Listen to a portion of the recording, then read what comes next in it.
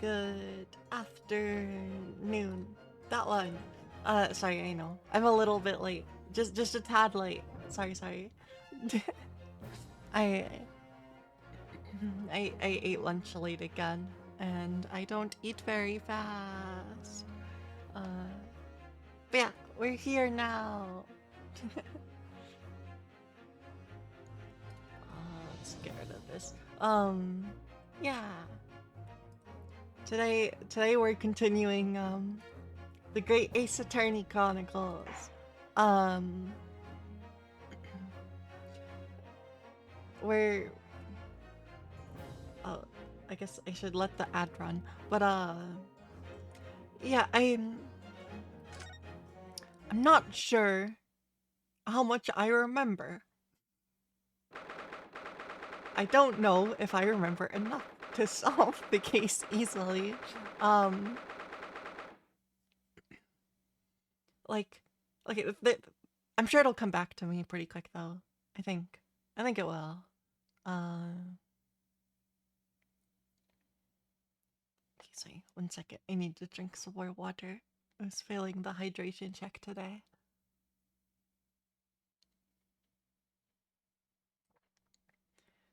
I wanna. Okay. Here, I'll force the ad to run while I drink my water, and then we'll go. Well, no, it's fine. Yeah, it's fine. 1 second.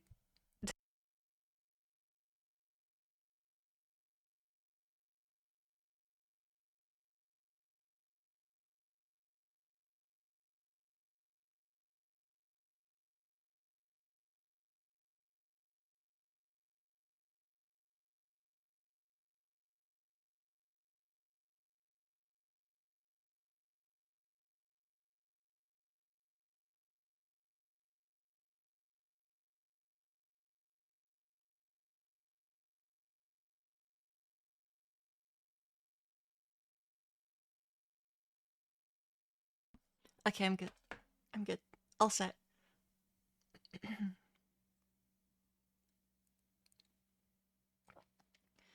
All right, let's. Oh, make sure my phone doesn't explode. Definitely all set up. Here we go. The 23rd of February, 9:23 a.m. The Old Bailey, defendant's antechamber. Too close.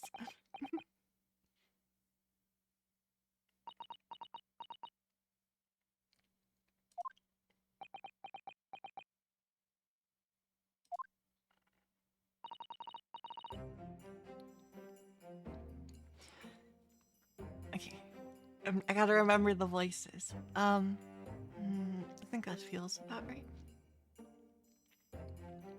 This is it then, Mr. Naruhodo. Yes, it's time to put an end to this now. To the miserable curse that has been plaguing Mr. Natsume. To everything.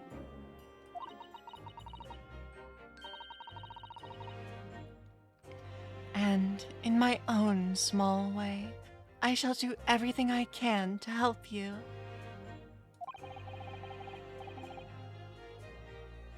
I always appreciate your help, Miss Susato.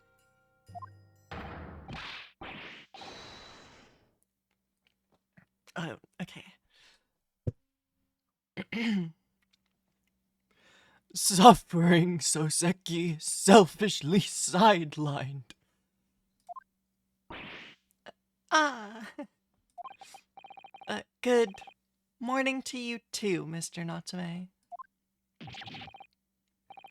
Good morning. Good morning. Locum student Mr. Naruhodo Esquire. Listen to you two, chatting away as happily as if the main player of today's trial isn't here. Why would you do that? Why? Oh, dear. We didn't mean to cause offense, Mr. Natsume. I thought perhaps that because you had your eyes shut so tightly, you were meditating, finding inner calm. It seemed wrong to disturb you. I was waiting. What's the matter, Mr. Natsume? You seem somehow different today. Why, naturally. That's because I've attained spiritual enlightenment. The path of literature, you see, is a journey to discover one's own death. Or such like. That's the sort of morning conversation I was hoping for. That's why I had my eyes shut.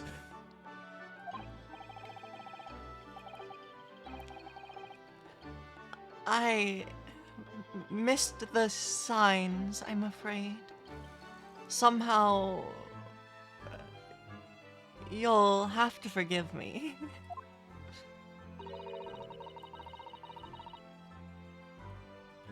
And you mustn't talk of your path leading you to death, Mr. Natsume. That was just an example. Oh, yes. There it is. Inner calm. You barely came to see me at all yesterday. I was sure you'd abandoned me and returned to our beautiful, long-lost homeland.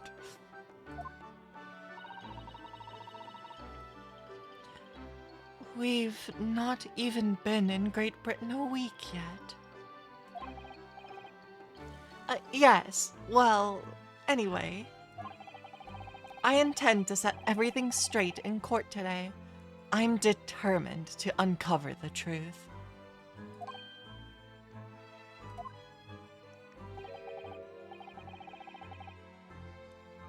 I've actually reached an important decision myself. Oh? What sort of decision? I shall fill you in after the trial. Alright. It would seem Mr. Sholmes isn't coming today after all.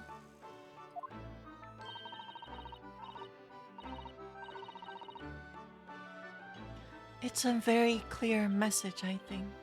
My dear fellows, you must win this battle on your own merits. It's a very clear message, I think. That he's overslept again. The great detective, my arch nemesis. Long may he stay away, if you ask me. Defendant, and your legal representative. The trial is about to begin. Make your way into the courtroom immediately.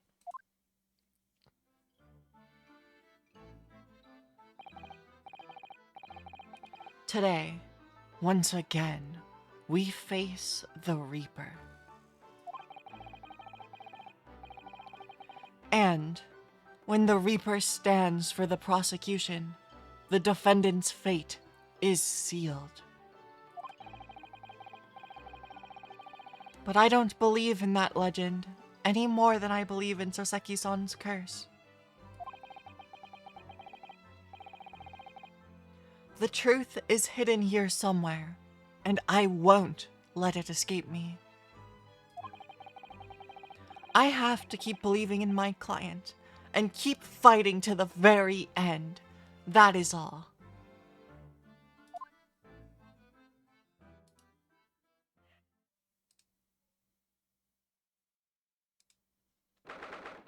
23rd of February, 9:40 a.m., the Old Bailey courtroom.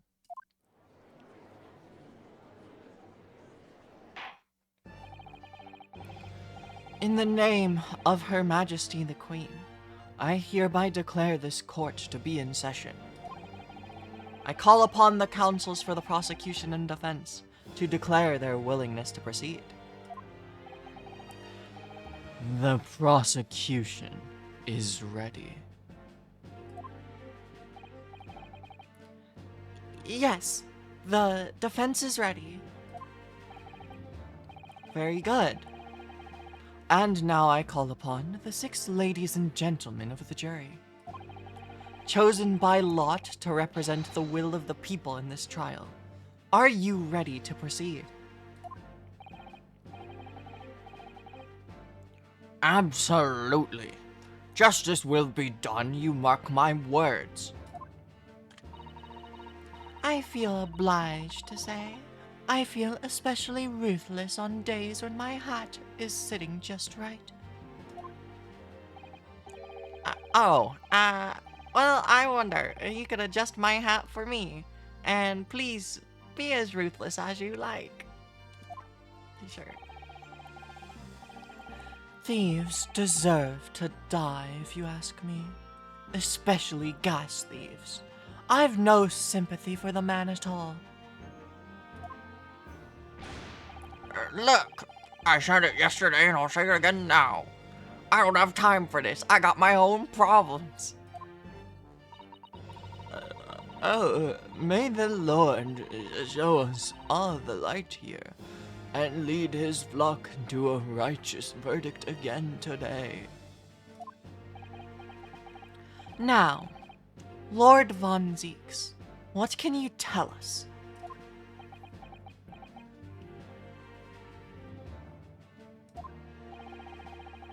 The prosecution's report, please, for the court. In relation to the theory expounded by the defense yesterday regarding the defendant's tea. So he does have the results.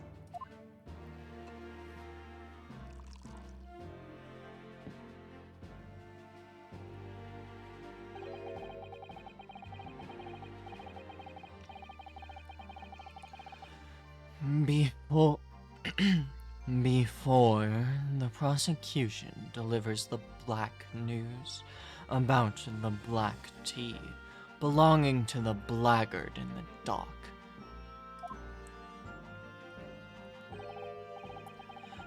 Pray, allow me a moment to savor a liquid of a more sanguine hue. In fact, I'll defer to the good detective for the report. Here's to you, Inspector. Yes, sir. Thank you, sir.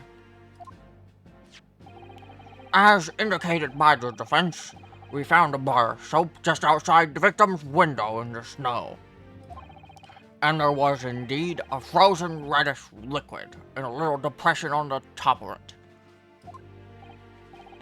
Yes, that's the tea. That's what Mr. Natsume brought with him that night.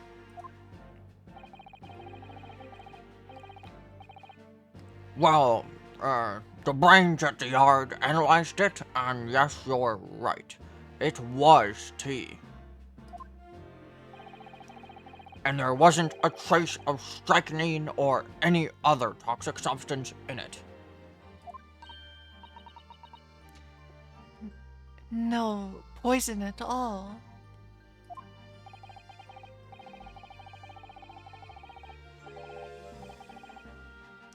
In other words, the tea that the defendant brought with them to the victim's room is innocent. It's in the clear. Yes, more decently legal testaments in defense. Hello. How's your day going so far, Shelton? What a revelation!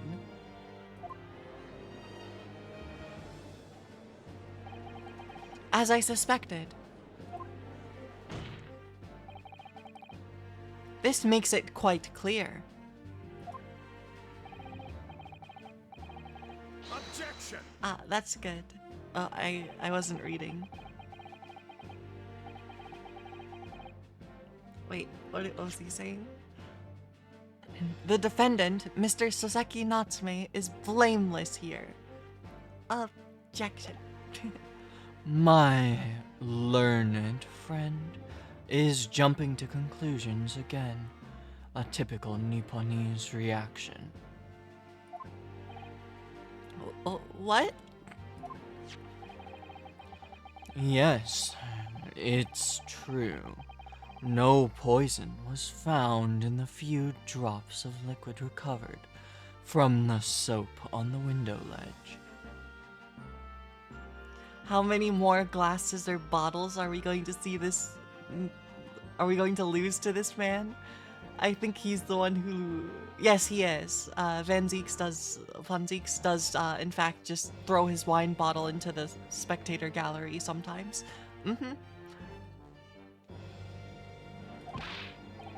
But what logic is that? Would you take a drop from the Thames and conclude the water in the ocean isn't salty? My word! The water in the ocean is extremely salty, Council. Well, there's one glass to gone. Exactly.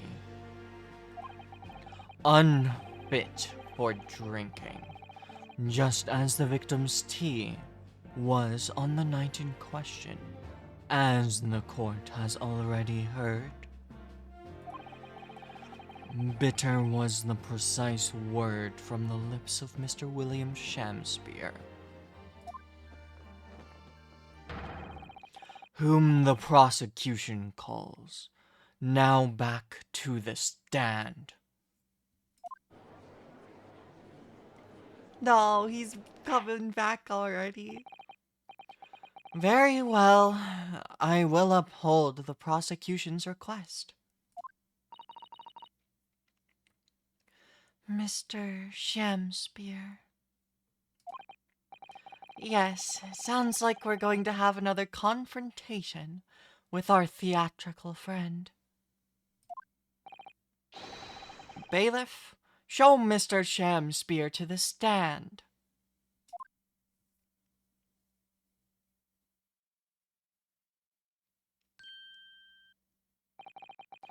Mr. William Shamspeare, the victim of this despicable crime.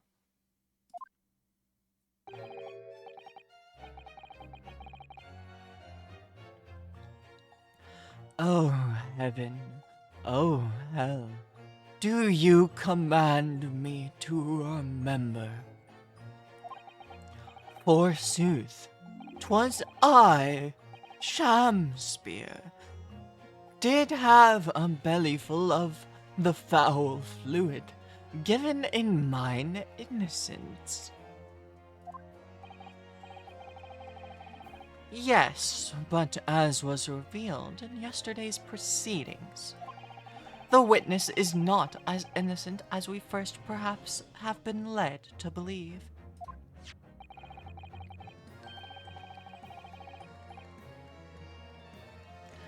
By using bars of soap such as this, he has been stealing gas from the supply company. Yes.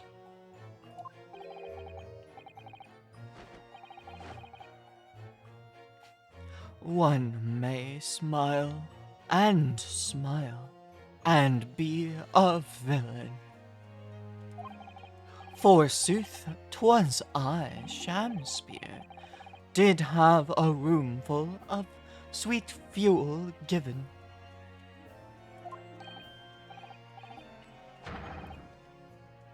That's right, fellow jurors. Don't forget, this man is a rotten thief.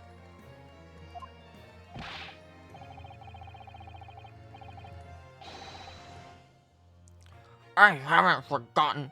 Kept all that about the ice coins a tidy secret, didn't ya? You should have opened up sooner.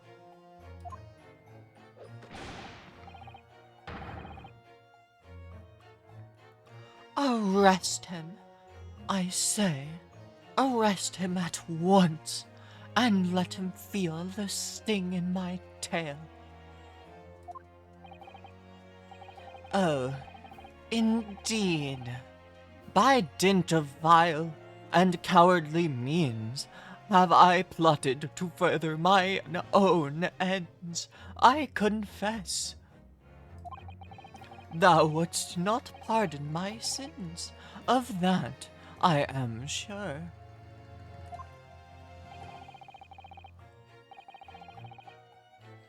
If you acknowledge your wrongdoing, what exactly are you doing here?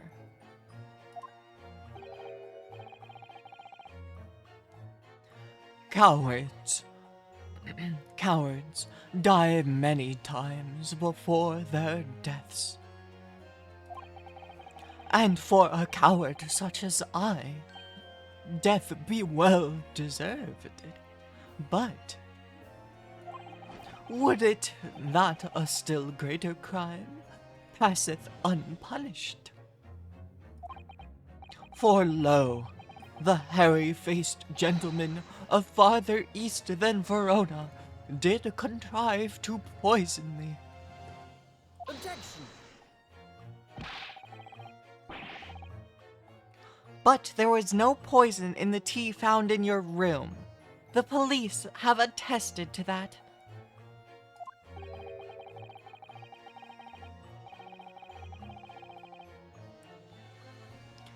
What the defense would assert as an inconsistency will quickly be cleared up by the witness's testimony.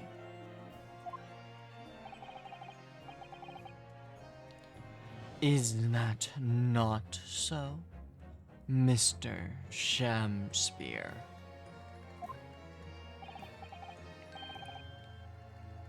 Verily, my liege, I would most gladly speak. Very well. Let the witness testify to explain this inconsistency. Tell the court why it is that poison apparently entered your body, though none was found in the tea.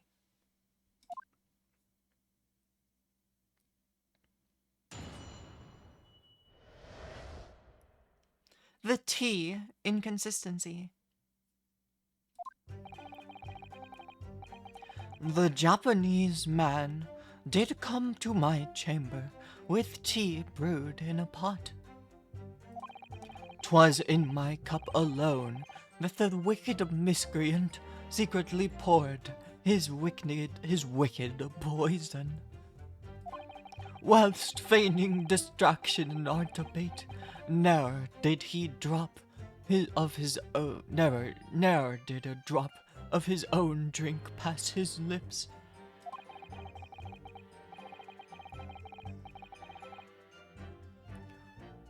When he departed by and by, I did use the tea that remained in his cup to make my coins of ice.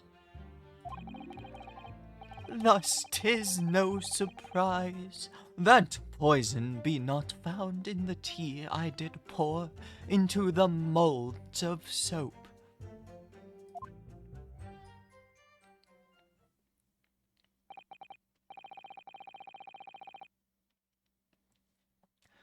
The poison was slipped into the cup after the tea had been poured. The normal way for poison to be administered, in my experience.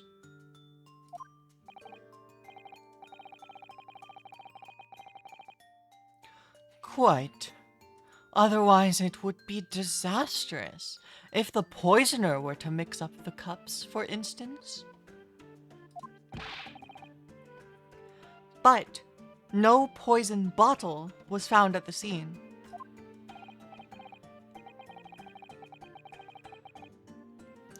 Because, quite simply, the Nipponese fellow took the bottle back to his own room.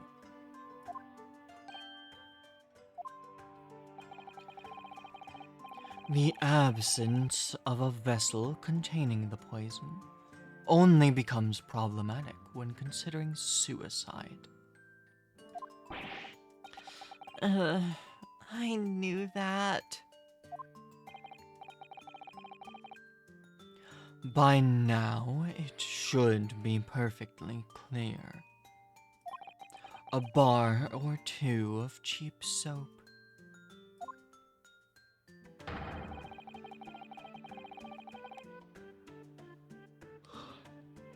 Is wholly insufficient to wash the deep stains of guilt from the accused's hands.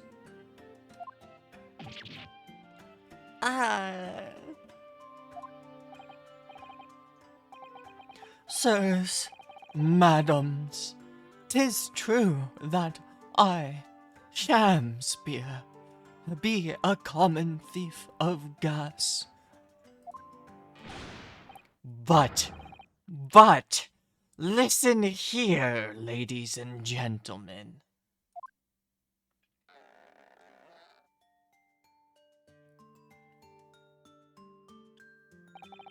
Wherefore would I lie? Verily, I have no cause. I have naught to lose. Well, I do declare. Thank you for your testimony, witness. Counsel, proceed with the cross-examination. Yes, my lord.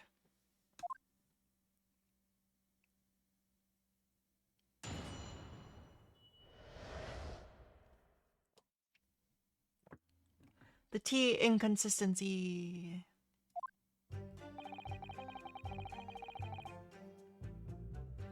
Okay, sorry, I made my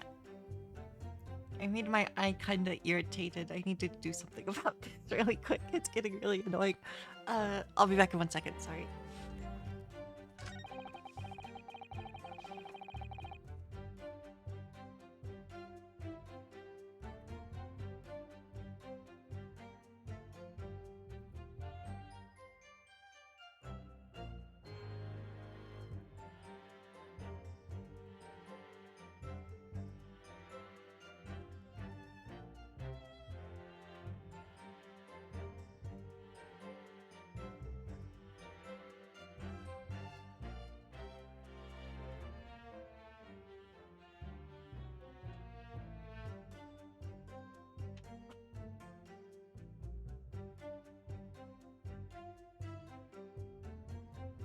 Great. Wait, can I go back? Oh, I can. Okay, okay, okay, this is the first time I actually figured that out. I can go backwards. Okay. Okay, let's, start pressing him on everything. We'll find something. I understand that you are already acquainted with Mr. Natsue. Is that correct?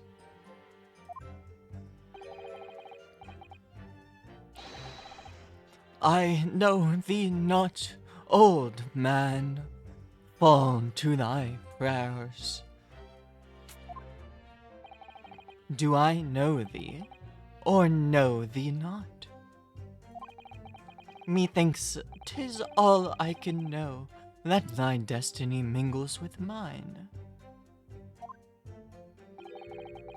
You lost me at the first V.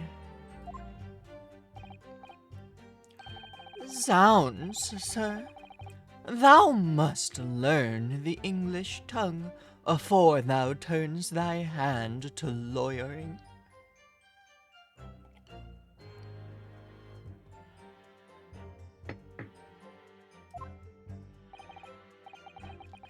I did, but I must have missed the archaic Elizabethan lecture. Elizabethan? Verily, and in truth, 'twas a fine flavored brew. Though a drop of poison did barb its sweetness, as the thorn doth barb the sweet rose. That, dear friends, be the simple truth.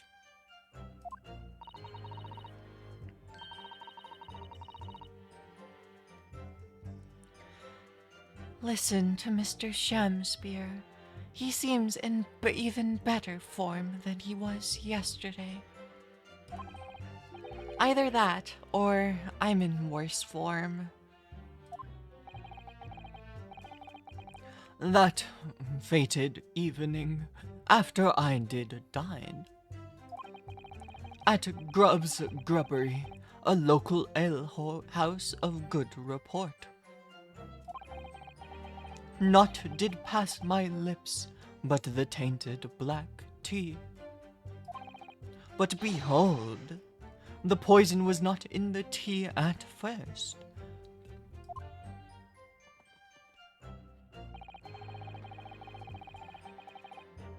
Hold it!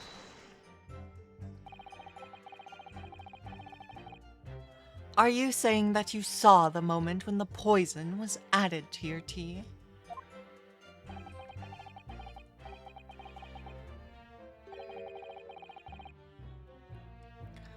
To have witnessed the to have witnessed the act and then drank the tea, thou dost describe the actions of a fool. Quite so, quite so.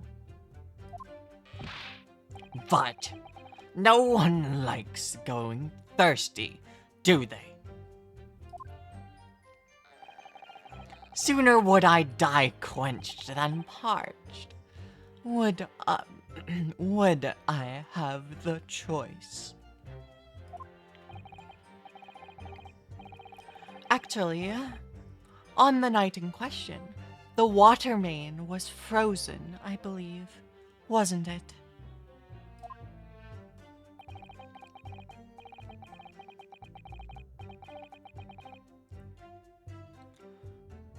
Were Deck? Oh. Whatever. were it not for the tea, in sooth, I would sooner have died frozen than quenched or parched. Right. No ice coins means no heating.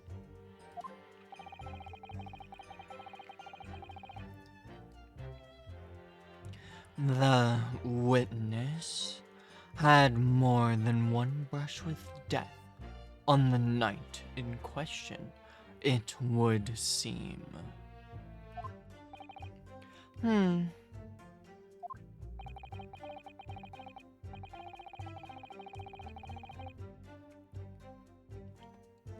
Remind the court, Mr. Shamspear, as to whether the accused drank any of the tea which he brought with him.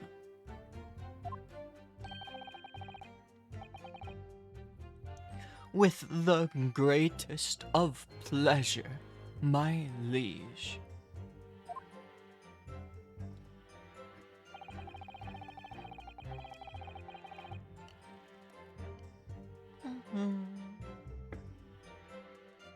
Hold it!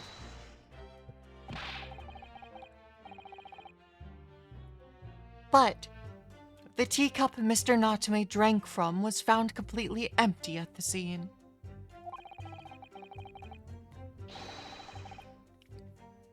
And let's not forget the defendant's maxim. Drink tea while it's hot.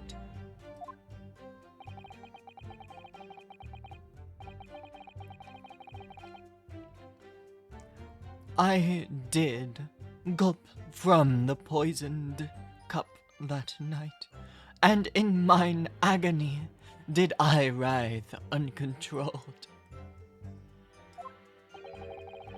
In fits of pain did I knock the fellow's cup, and its contents spilt as blood from a gaping wound, methinks. Though, certainly, 'twas after I had made the coins of ice from his tea.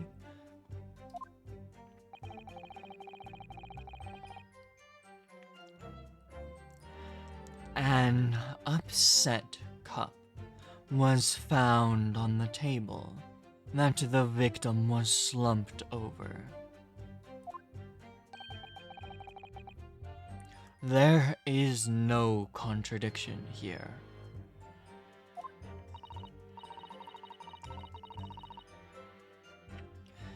It's true. There was no tea left in either cup that we found at the scene. But still, something about this statement is troubling me. Yes, of course. I know what it is. It's Mr. Natsume's wise drink tea while it's hot maxim, isn't it? No, I'm not sure that's it.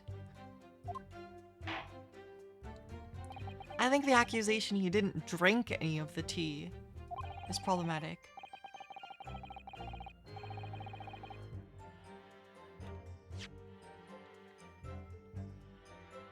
Thank you, witness. Now, reiterate for the court what it is that occupied you after your guest had left and before you drank your tea.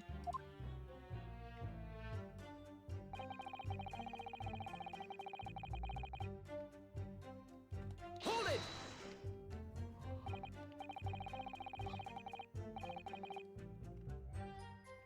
Yes, so that you could cheat the gas company, in fact. Isn't that right?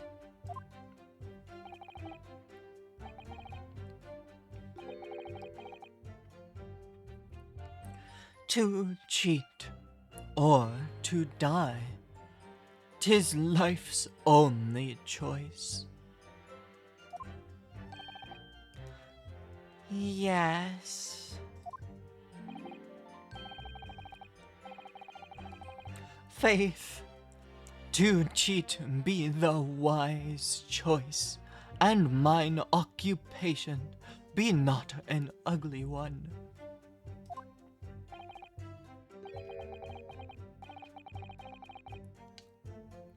Prithee, dost thou not see the beauty in the simplicity of the ruse?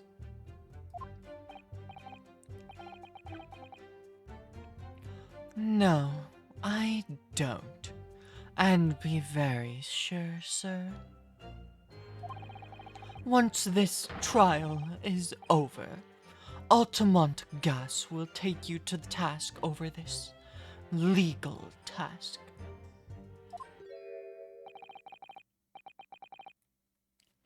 I shall not run. I shall not hide. Excuse me. Sooth to say, I have nowhere to run nor to hide.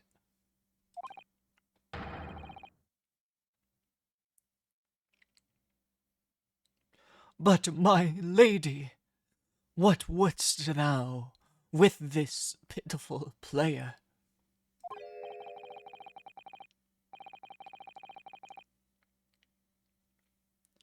Oh, I'll tell you what I'd like to do with you. Starting with the shoddy shirt on your back.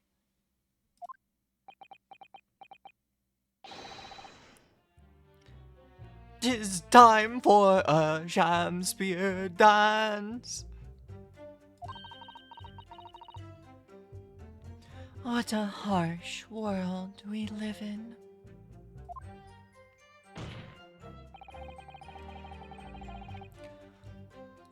The thieving of the gas was addressed in yesterday's proceedings. The prosecution calls on the defense not to muddy the waters with irrelevancy.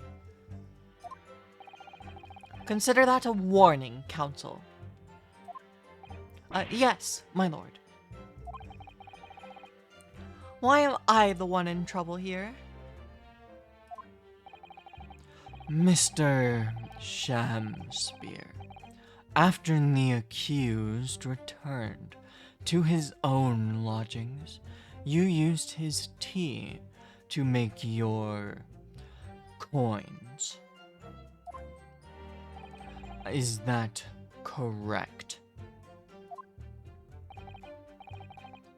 To cheat or to die, I did make my choice many moons ago.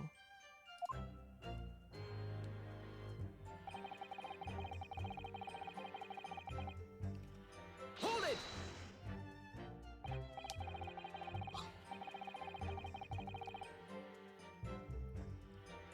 If, having first made your special coins, it was after 2 in the morning when you collapsed,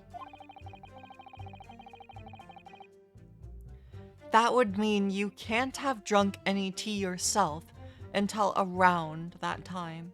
No, I mean, if you collapsed around 2 in the morning, does this one tells us about strychnine.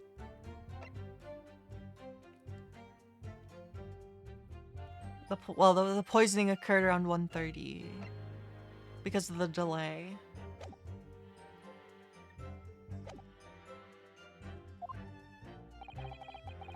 Once ensnared by literary debate, naught else be found in the furrows of the mind.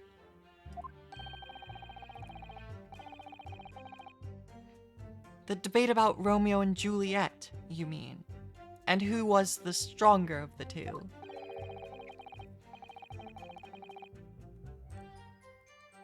Rightly did I pay no heed to the tea as I wrestled with the abominable fellow. I don't remember debates like that when I was studying.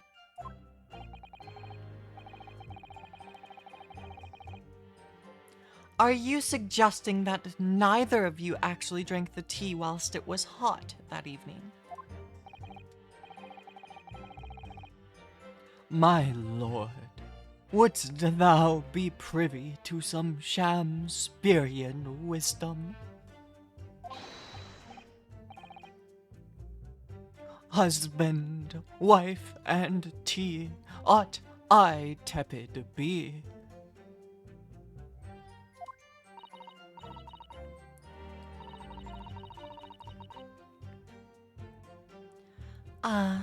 Yes.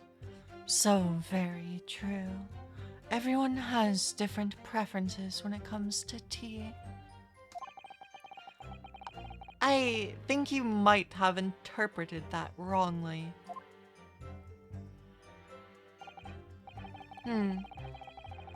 So it's been proven that there was no poison in Soseki-san's tea. That should be hugely in our favor. But the atmosphere in this courtroom today...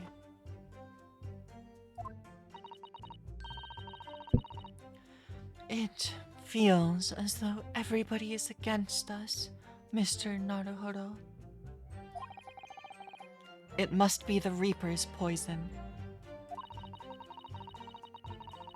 I'm afraid that if we don't find a significant flaw in this testimony somewhere,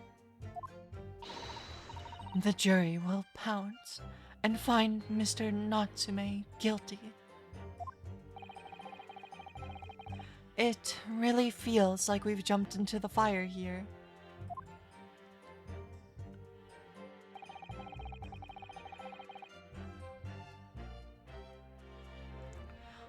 time to start looking through the court record.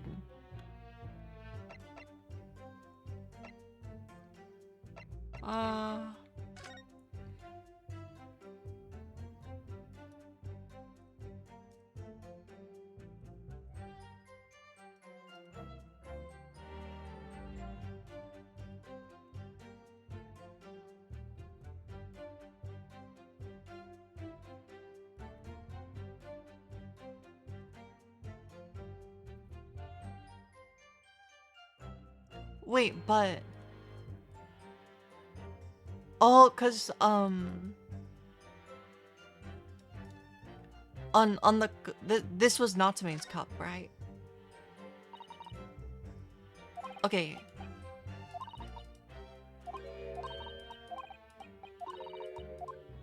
Okay.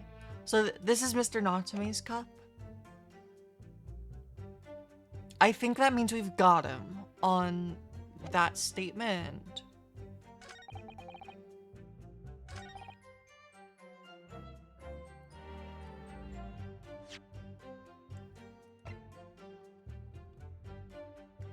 Because if Mr. Natsume's tea actually wasn't drunk for their whole debate, then there would also be a tea ring in his cup. Objection. You claim that Mr. Natsume didn't drink a drop of tea on the night in question. But that's impossible.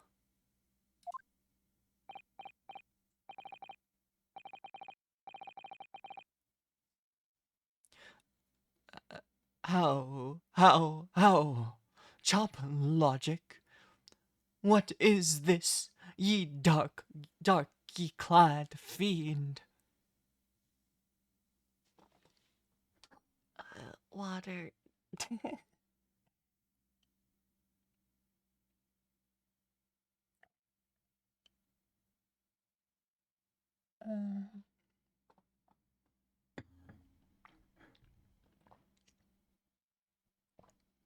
Sorry, a lot of the characters in this one are a little bit tough.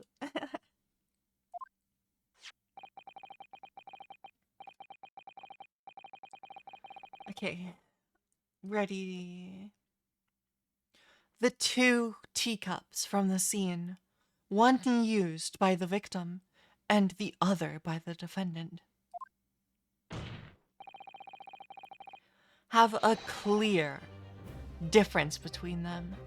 One that represents incontrovertible proof. Incontrovertible? What difference? Look at the inside of the cups. Just here, there's clearly a visible ring.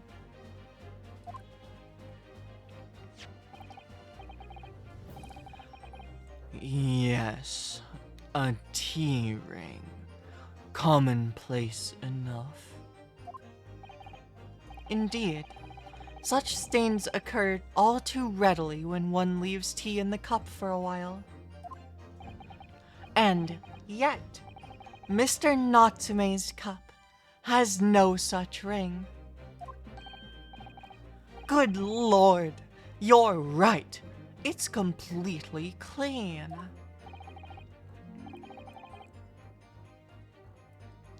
And, prithee, sir, what makest thou of it? Exactly what Mr. Natsume told the court before yesterday. The Japanese saying he quoted. Drink tea while it's hot. That's right. Yes. Sorry, I tried to jump between too many male voices there that were too different. The jittery Mr. Natsume was true to his usual self that night and drank his tea in no time.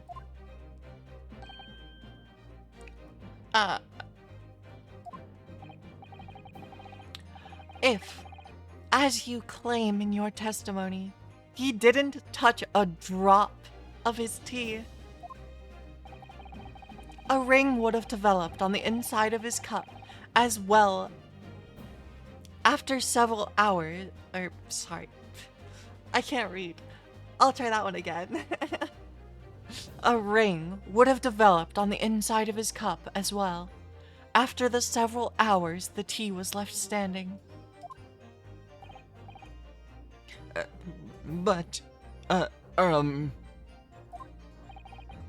In short, Mr. Shamspear,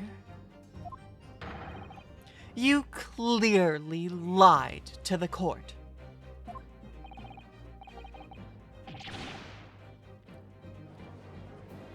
Get thee to a nunnery.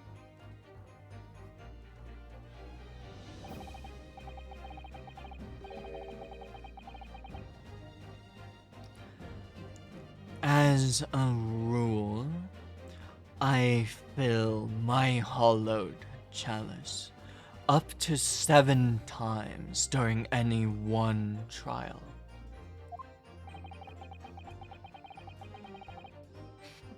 You might want to keep that information to yourself. Man drinks 7 glasses of wine in the trial. It's okay. He throws at least 4 of them into the gas lanterns. So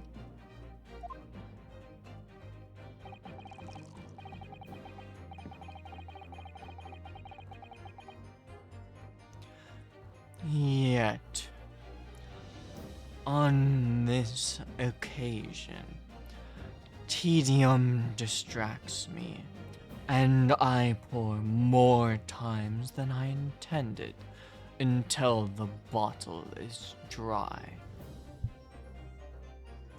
are you okay, Fonzies? Your drinking habits are fascinating, but irrelevant.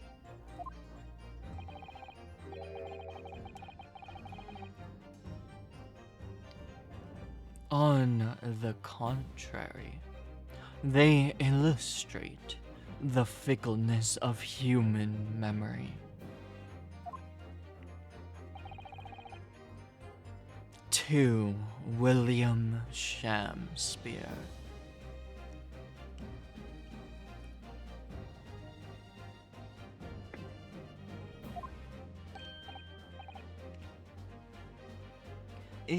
Yes, my liege.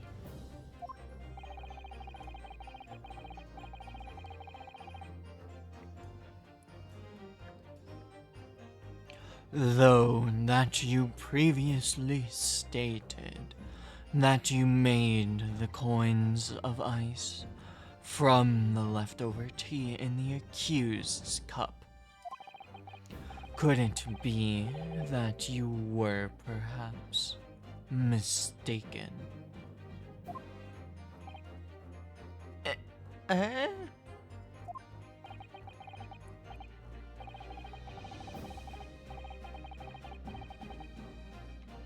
Could it be that yes, perhaps there was some tea remaining in the small teapot left at the scene? There's a teapot at the scene? A fact that had vanished from your memory until now. What? There was a teapot at the scene. Faith, my liege, thou art a magician. For verily, 'tis as though thou hast seen with thine own eyes that night. What? Forsooth, I was mistook. I did plan to use tea from the Japanese fellow's cup, but lo, when I looked, it was empty. and thus did I use the dregs that festered in the teapot, as my liege did suggest. Objection! And you've just suddenly remembered now that you made a mistake before? Are we supposed to believe that? Objection! People's memories are imperfect, my learned friend, which is why we rely on evidence instead. There is a teapot at the scene? But in any case, it makes no difference.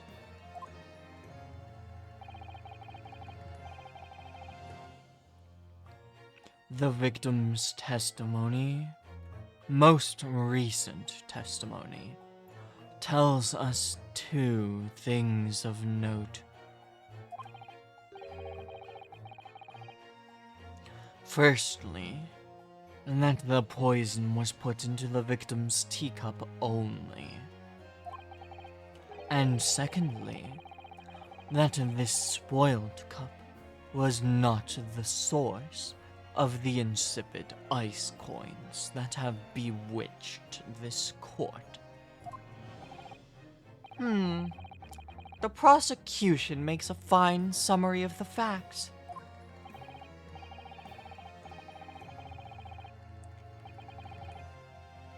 Furthermore, that testimony remains valid and in full support of the established facts.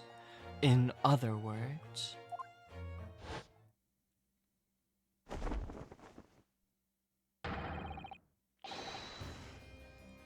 the inconsistency claimed by the defense simply does not exist.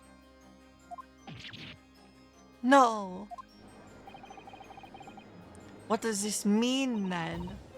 I do declare it means there's no issue with the gas thief's testimony. Apart from the bit about thieving gas, obviously. My lords, ladies, and gentlemen of the jury, I do solemnly swear. After I did dine at Grubb's Grubbery alehouse that night. Grubb's Grubbery is such a good name for like a tavern. That's a good one. I can appreciate that one.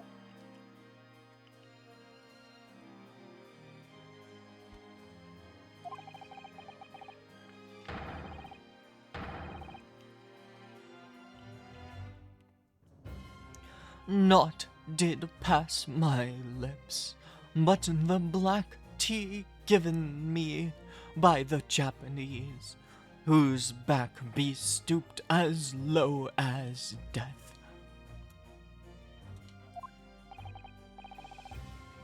And on what did you dine, sir?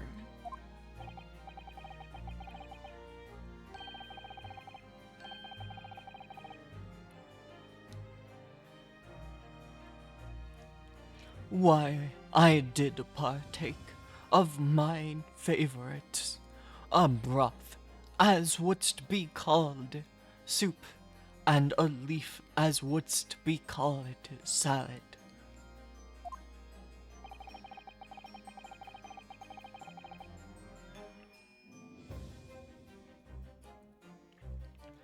As insalubrious a menu as the establishment where it was served.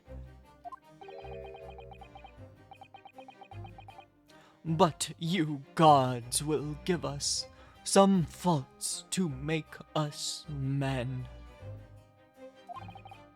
Willingly would I suffer what punishment 'tis seen fit to serve a wicked thief of gas, but I pray ye wise and noble fellows, ne'er forget the simple truth. That be one thing, and this be another.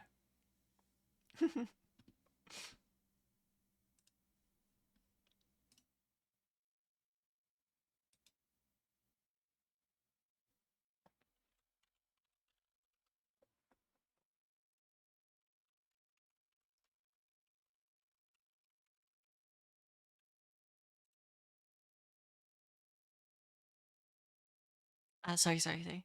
I got distracted by something. Cause I'm in charge of scheduling for something, and someone just told me they can't make it. It's fine. We can ignore that for now. That's a problem for later. これはこれ、それはそれ。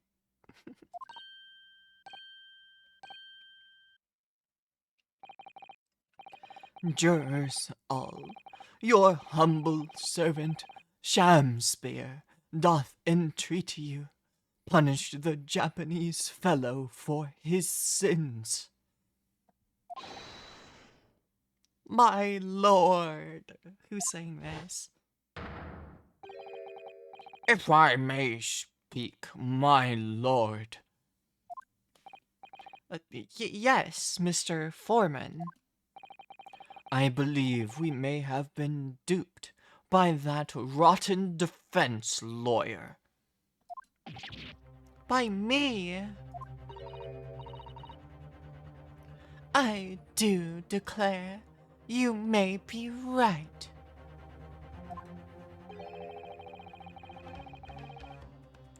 We all know the wife there was making coins of ice to keep himself warm.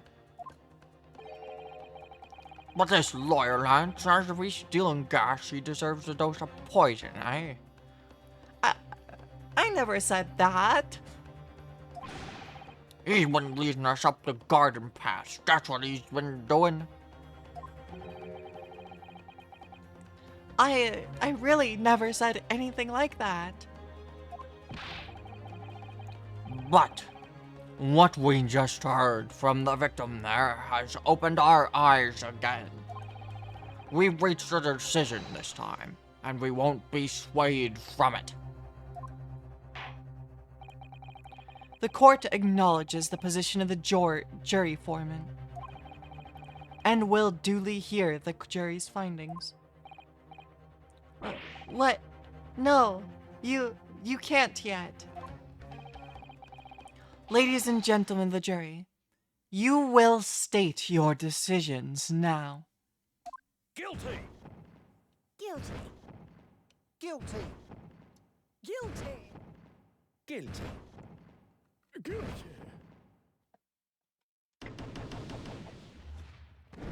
Well, here we go again.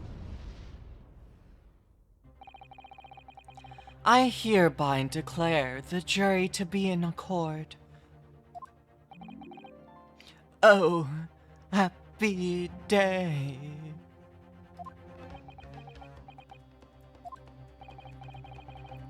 How is this happening? My lord, the defense asserts its right to carry out a summation examination. Very well. The court upholds the defense's right.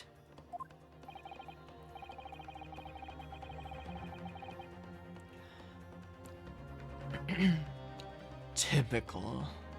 My learned friend is unable to accept the obvious truth.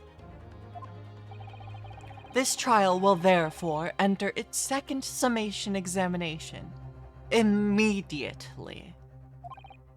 Jurors, the court calls upon each of you to state the grounds upon which you find the defendant guilty of the crime of which he is charged.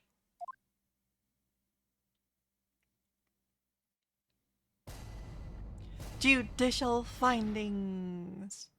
The jurors' contentions. Okay, before we get into this, I'm gonna go refill my water really quick.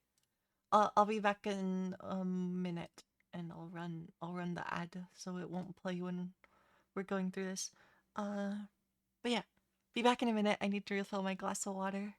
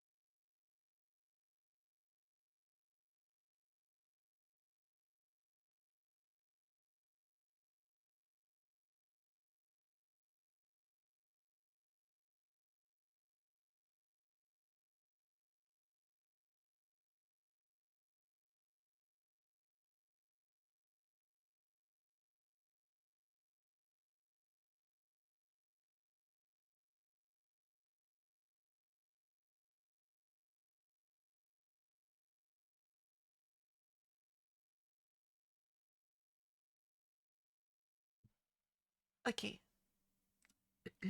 back. More water required. Need all the water. Okay, let me.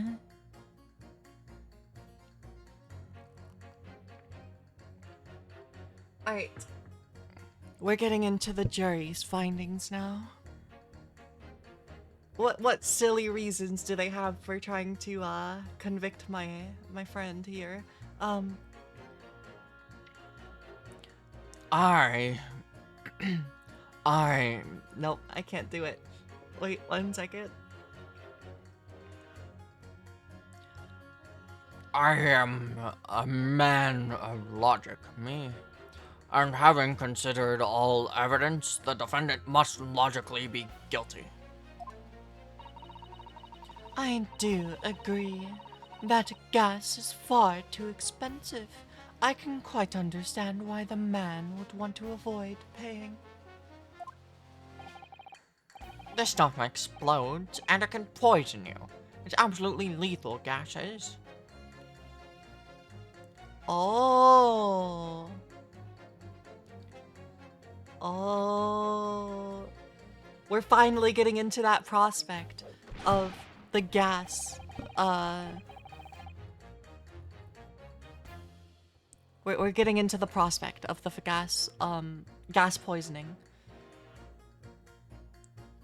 I don't know what kind of natural gas they're using, but it is possible because there's been lots of evidence. There's an evidence that the gas pipes in the building aren't quite up to code. I think this is going to actually open up that possibility for us.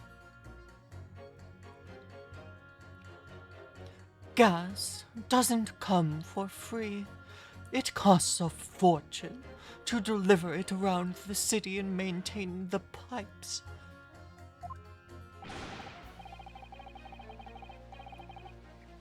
Truth be told, the tea my wife serves up for me is a little sketchy at times.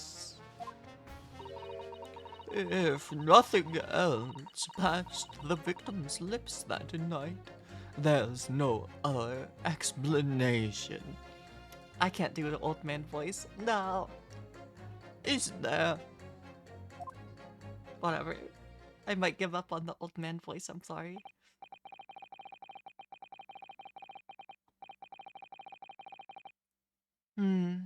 I do feel that perhaps personal opinion about gas and its supply has influenced decisions somewhat. But never mind. No, no, no, Judge! You really should mind! They're not even making this decision based on any of the facts relevant to the case! Judge! Judge! No! You really should care about this. The truth is, our counter-argument wasn't as unassailable as we'd hoped. And Mr. Shamspeare was poisoned. There can be no doubt of that. Sorry, I keep adjusting where the microphone is. I also should probably fix my posture. But then, how are we supposed to turn this around? I think we need to establish the method by which Mr. Shamspeare was actually poisoned. Our only hope is to demonstrate that to the court incontrovertibly. But surely that's almost impossible at this stage. If we don't manage it, though, Mr. Natsume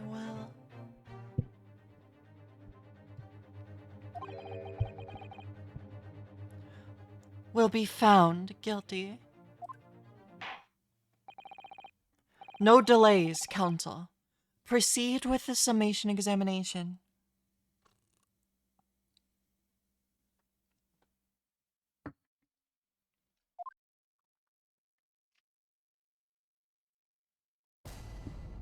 Jury examination.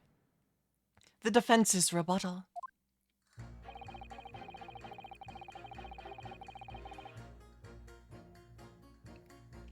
Hold it! All the evidence, you say? That's right. And there's no room for doubt. It's all pointing to that Japanese man with the big mustache. Says the Englishman with the bigger mustache.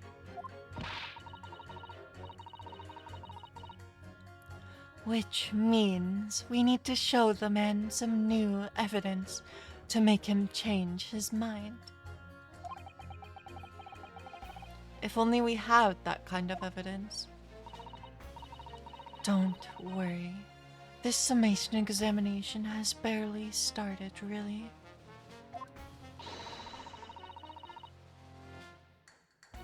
Perhaps there'll be a shift in the situation that shows an existing piece of evidence in a new light. Let's hope so. To start with, though, I need to find some way out of this deadlock.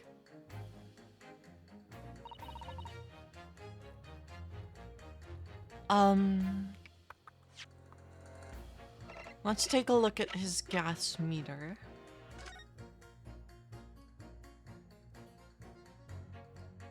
Yeah, I think it only has the one hole in it. In a part where it shouldn't matter.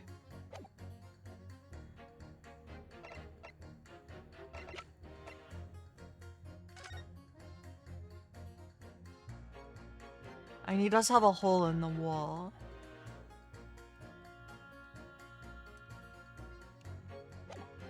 Oh, there was a teapot at the scene.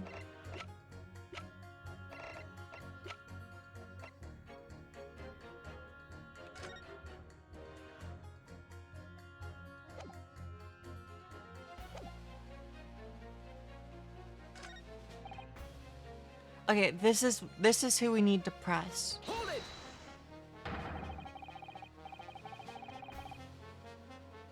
Could we please talk about the poison rather than the gas, do you think, sir?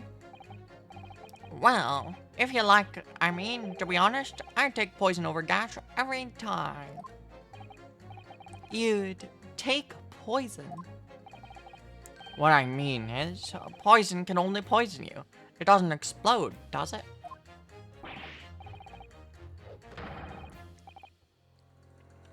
Goodness me. What are you talking about? Set him straight, please, lawyer man. Well, it's certainly true that poison isn't prone to exploding. But I think you'll find poison also can't light or heat up a room. Ah! You're right. I hadn't considered that at all.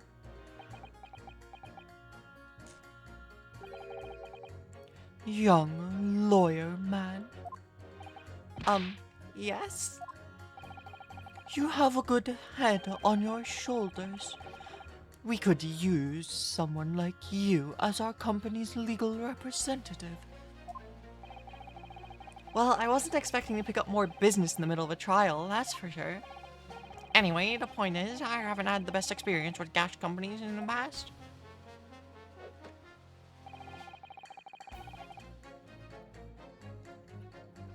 Hold it! Can we please refrain from all this talk of gas?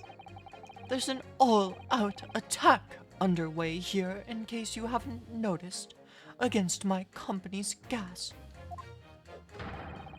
And I'm supposed to sit here and take it, am I? I don't think so. She's really buzzing now. All I've heard about our wonderful fuel is explosions and poisonings. What about electricity, hmm? What about getting electrocuted? What about that? A little explosion here and there is nothing in comparison. Any explosion could hardly be described as nothing, madam.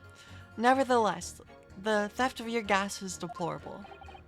My point exactly. But the gas thieves aren't even the worst of our enemies. We have far more devious reprobates to contend with on a daily basis, you know. More devious? Who, madam? Other gas companies, of course. Other gas companies? Not quite what I was expecting. We generate gas and we deliver it to our customers, fair and square.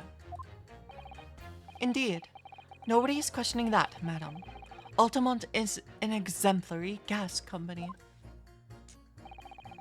But there are other unscrupulous gas companies here in London that don't even have any gas at all. What?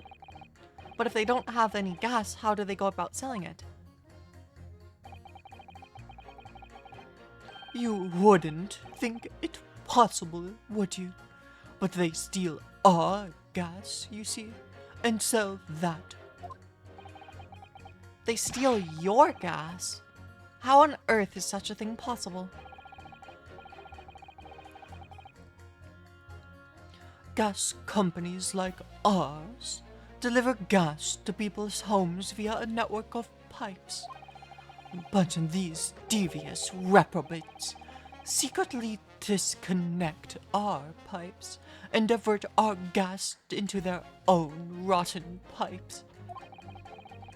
Then they make a contract with the household supplied by those pipes and take money from the precious gas that's rightfully ours without us even knowing.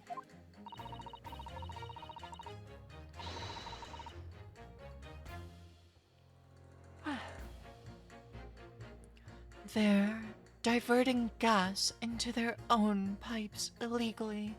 What a brazen form of theft.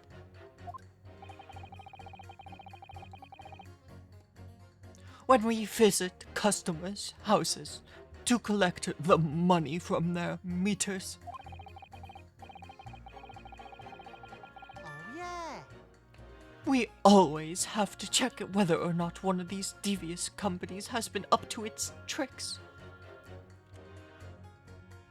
Excuse me. Do you have something to say about that, juror number 3? Oh, golly. You mean me? I'm terribly sorry. I was thinking to myself.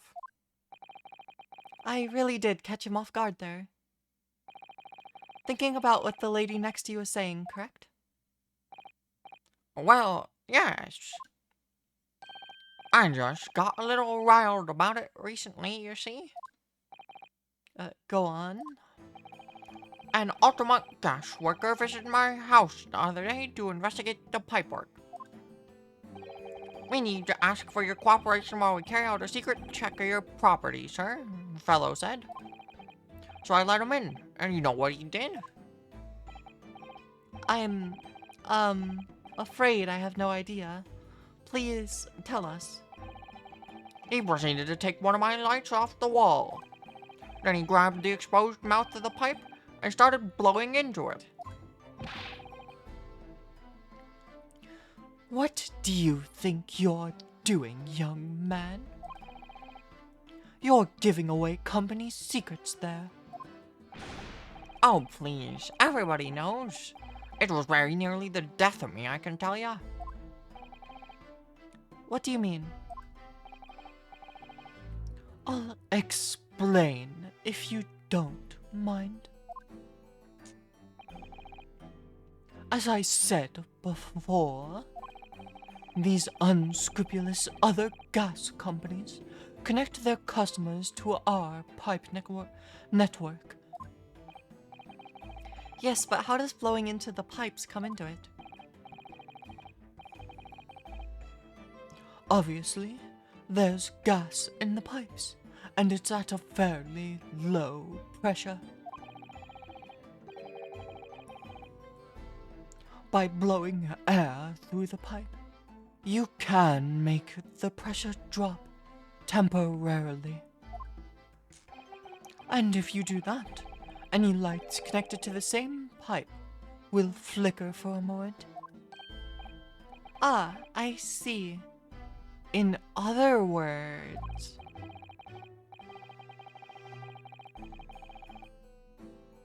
if upon blowing into the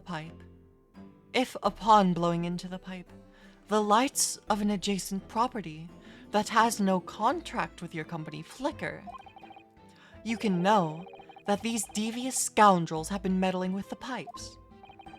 Exactly, my lord.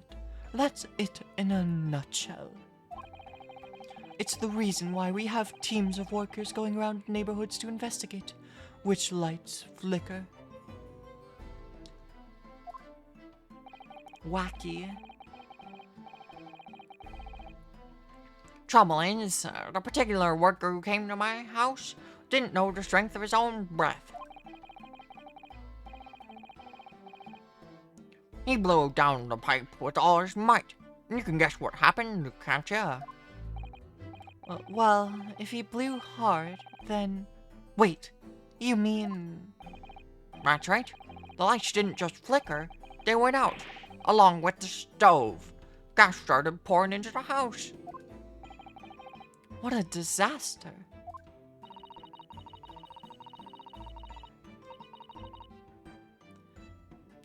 The gas supply must have been interrupted briefly because the man blew too hard, so the flames went out. What the heck? I see. I see.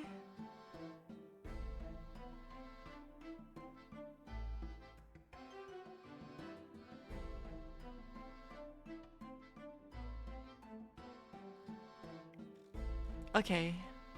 I think I'm starting to see the picture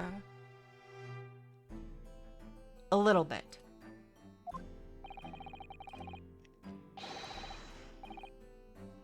I'm afraid I yelled at the fella. Are you trying to kill us all? I said.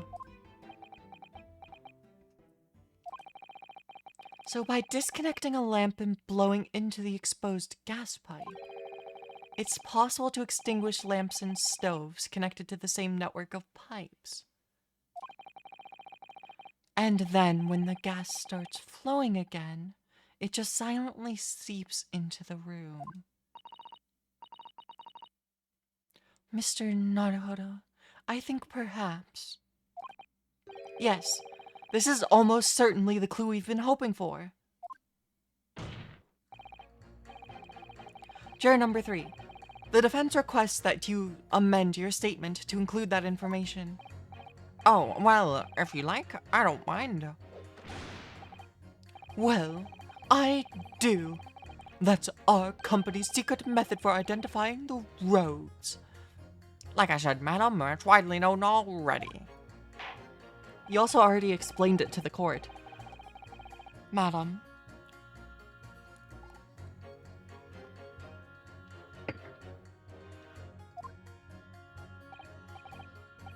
Yes, my lord, though I'm not really sure what the point of all this is.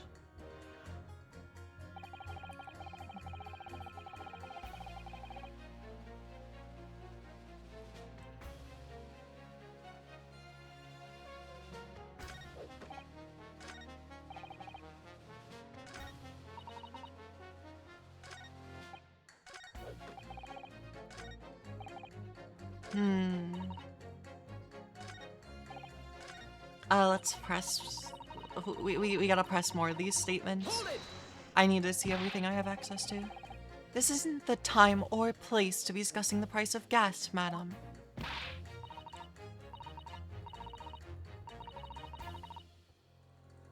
But really, think of the injustice.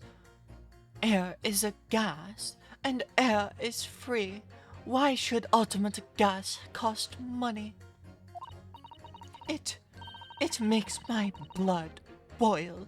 I can feel myself becoming more ruthless than ever. This isn't the time or place to be ruthless either. If I might interject here. Yes, madam. It seems my fellow juror takes issue with the price our gas company charges for gas. But it's precisely because of thieves like this man that the cost goes up. Oh, what a beastly man. That unkempt mustache, those hunched shoulders, poisoning tea, and stealing gas. Utterly unforgivable. No. Mr. Natsume isn't the one who's been stealing gas. I'll thank you not to go adding on more crimes. Mr. Natsume hasn't been poisoning tea either.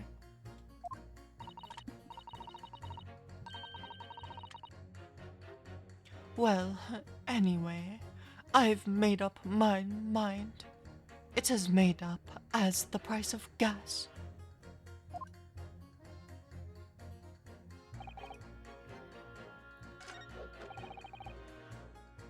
Hold it! Wait, I already pressed her.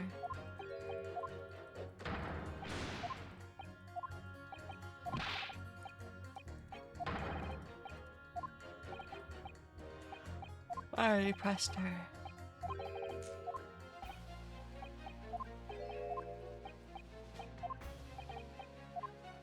Sorry. We gotta skip through this.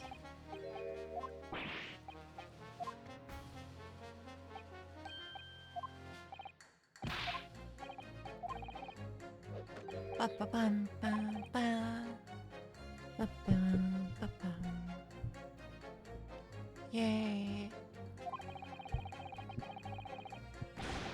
And take the money for the precious gas.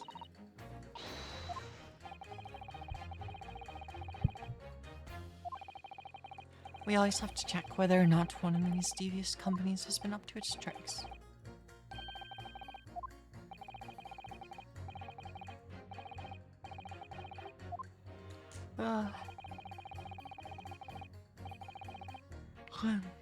Very difficult. It's very difficult selling something you can't see. You know, very difficult indeed.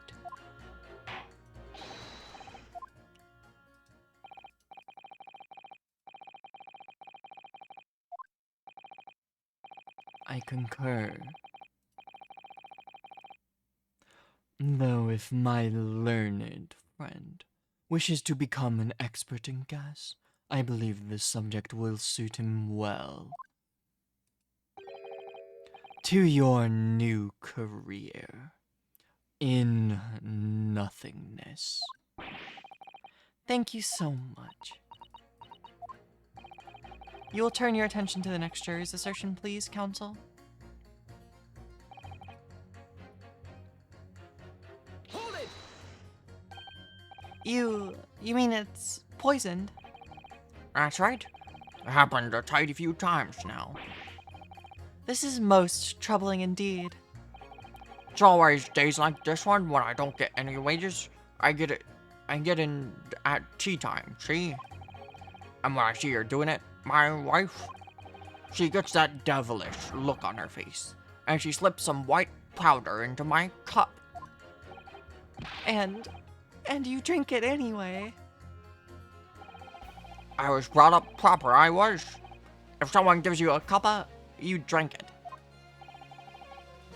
And what happened to you? What did it taste like? It was god awful. Believe you me, salty as heck. Then she's putting salt in your tea.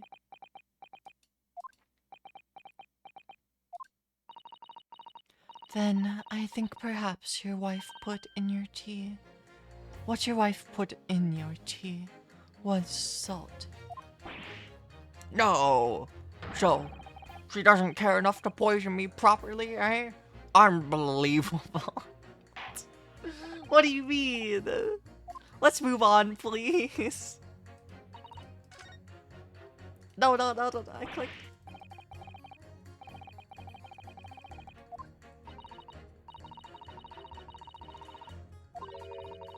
I gotta expose the way he uses voices.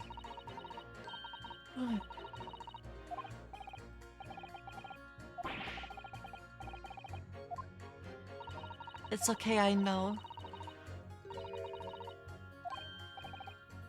Oh, like what?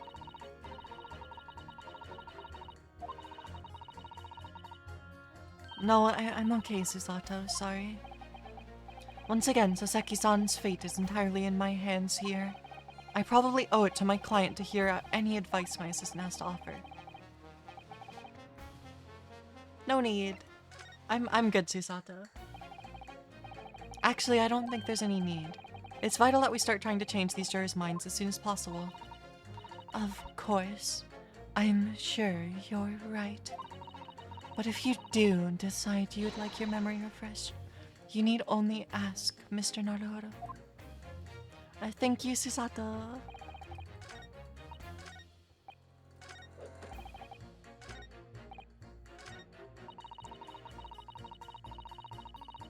Hold it! Does that mean if the victim could be shown to have ingested something else, you'd change your leaning? Sorry, what's that now? Oh, I was just saying, if the victim did actually eat or drink something else on the What's the matter with you? sorry?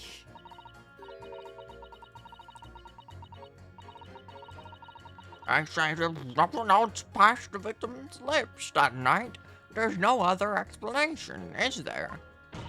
Haven't you been listening to me at all?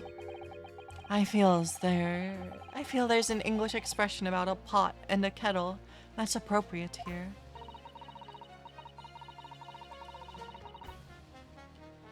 Compared to the other jurors, who don't even appear to have anything to say about the case at all. It would seem that this elderly gentleman has been listening to the proceedings far more intently. I suppose trouble is he has selective hearing. Exactly, but still. Ow. Ow. My arm. I bumped the shelf. Pain. Okay. It's fine. This germ may well be the key to breaking through that. To the breakthrough we desperately need.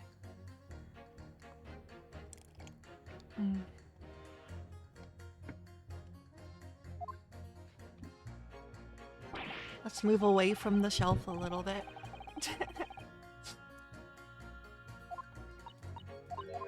Sorry, Susato.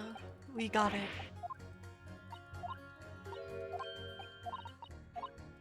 I didn't forget, Susato, I swear. I'm a professional. I got it.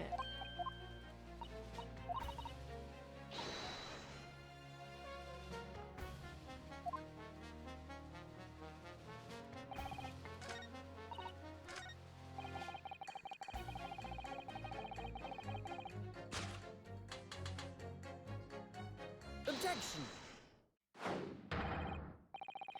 These two statements clearly contradict each other. Good gracious. To whose statements do you refer, Counsel?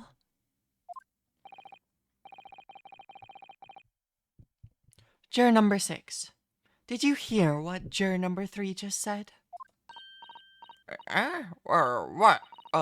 Yes, of course. I heard him mumbling about something or other. There is another explanation here, I believe. Something besides Mr. Natsume's tea did, in a manner of speaking, pass the victim's lips on the night in question. What? What explanation? I wonder, did the police check the mouth of the gas pipe feeding the wall light at the scene? To see if there were any traces of poison there.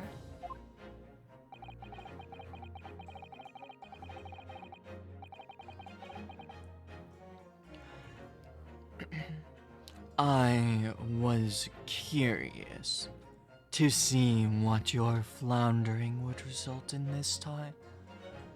But the mouth of a gas pipe.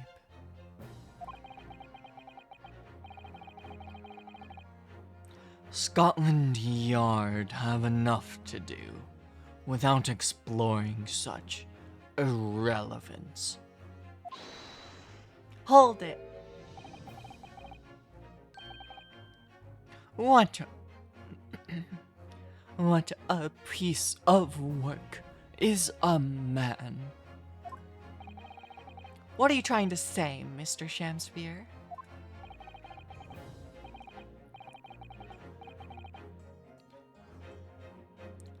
What speaketh what speakest thou? Prithee, is it not strange and strange? That is what I say to thee, sir. I thought I'd been quite clear. Let me put it in another way. The strychnine could have been on the mouth of the gas pipe that feeds the wall lamp in your room. And that is how the poison came to enter your body. Good lord.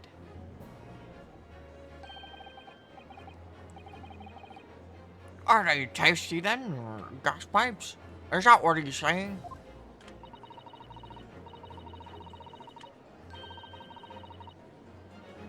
Or is the gentleman suggesting that the poor man was so desperately hungry he tried to fill his belly with gas?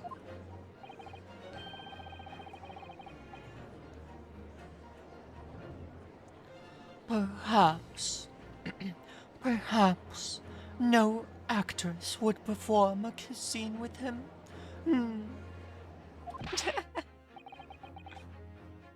For shame, madam, speaking thy fancy. I assure you, I'm not such a buffoon that I have to kiss pipes. Objection.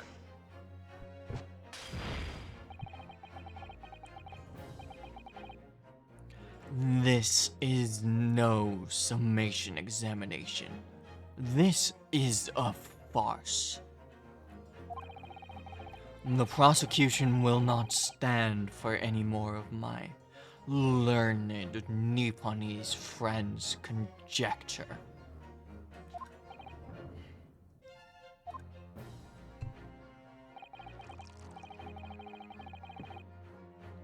To begin with, the lamp in the victim's room is high on the wall. In order to have placed his lips on the pipe that feeds it, he would have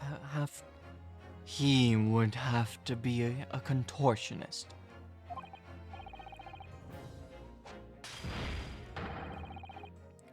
These are empty assertions. There is no proof that the man did as you say. Objection! It's true. I have no proof Mr. Shamsphere put his lips to the pipe.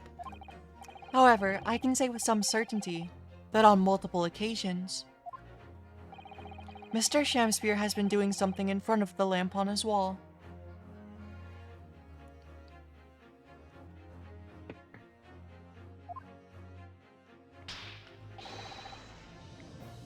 And I have evidence to prove it.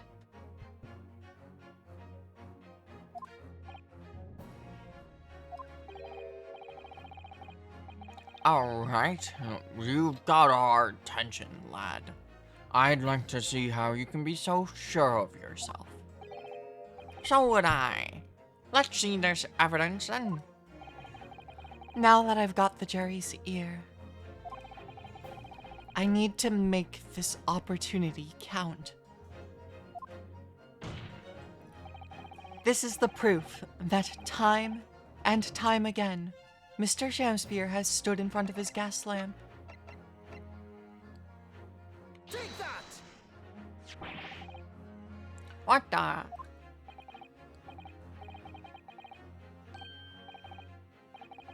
These are... Wait, what are they called? Yes, skin prints that were found at the scene. Skin prints, Counsel? I've never heard of such things. The Justice Ministry is currently assessing whether or not to permit fingerprints as evidence in court, however.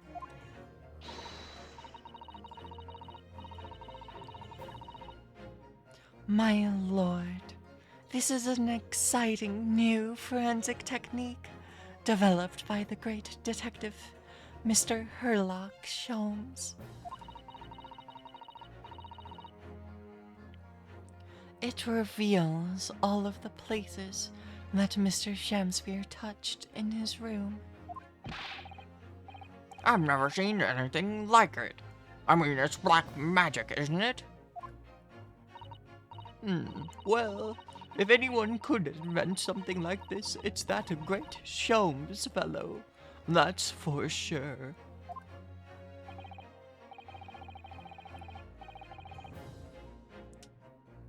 I agree. I agree. This month's edition of Engineering Thumbs was quite fascinating. We found skin prints in many places that you would expect. On the table and on the costumes.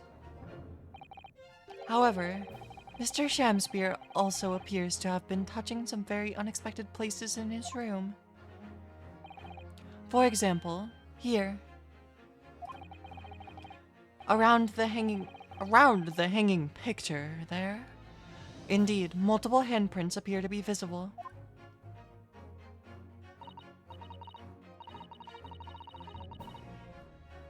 Well, I wonder, could he have been appreciating the artwork, perhaps?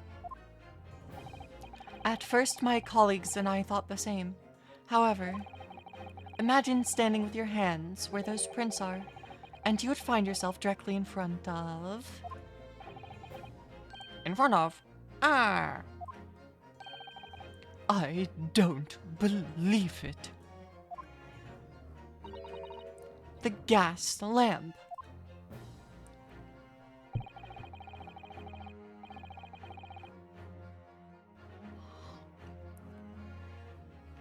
Though the reason why isn't immediately obvious, it's clear that Mr. Shamspear has regularly been standing with his hands to the wall in front of that lamp.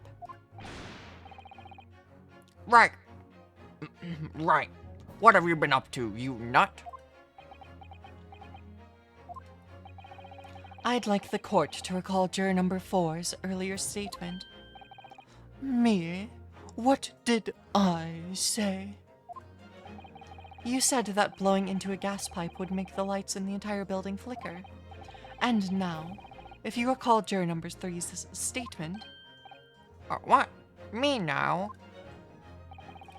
when the gas worker who visited his home blew with too much force into the pipe, it caused all the lights in the gas stove to go out, and gas to start leaking into the rooms.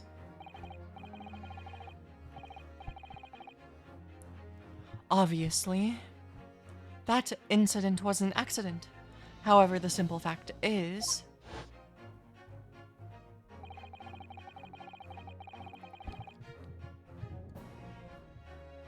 if Mr. Shamspear were to have blown hard into the gas pipe here in his room, he could have extinguished every other light and gas stove in the building at will. Crikey. Are you suggesting that man purposefully caused the gas to... Objection!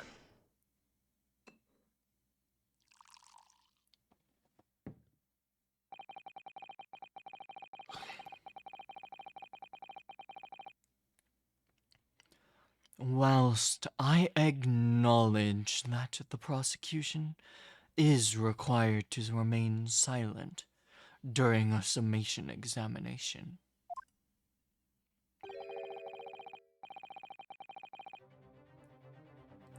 I must toast my learned friend's utter disregard for the letter of the law. What is the meaning of this, Lord Von Zieks?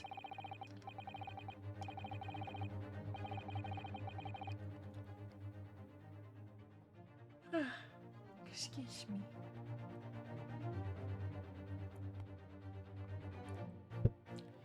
This curious photograph, or whatever it is, presented by the defense, the so-called skin prints, clearly, that cannot be accepted as any form of usable evidence in this case.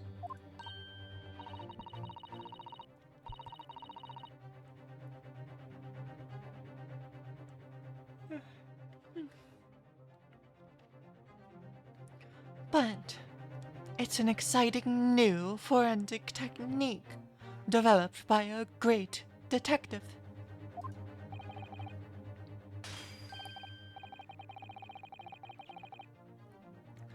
It's nothing. A mere toy, developed by an amateur sleuth with too much time on his hands.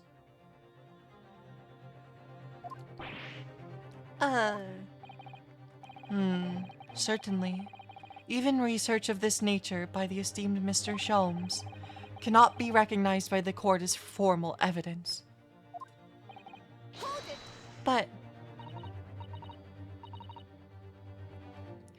please, my lord, if I may... Miss Susato?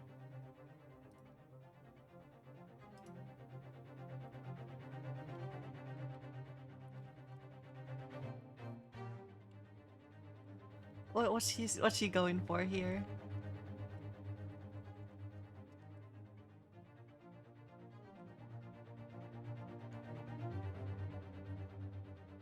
Let's see where this goes. It was not the defense's intention to submit skin prints as formal evidence.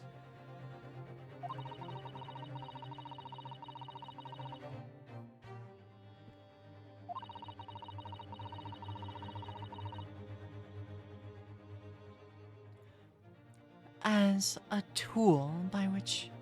But, did I skip something? Oh, okay.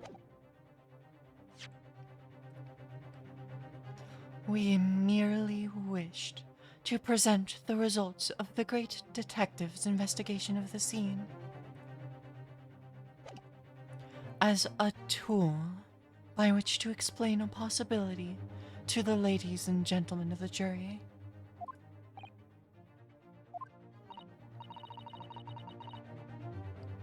And if the trial were to come to an end now, we should never learn the truth behind these mysterious handprints that everyone has now seen. I don't believe we can allow that to happen, and I'm sure the jurors would agree.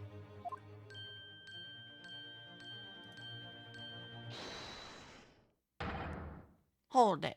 You're right.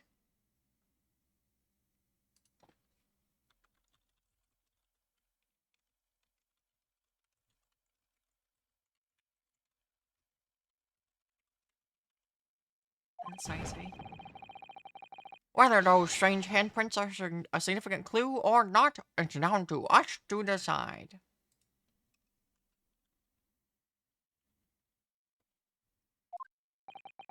Juror number 3. Oh, yes. I do declare.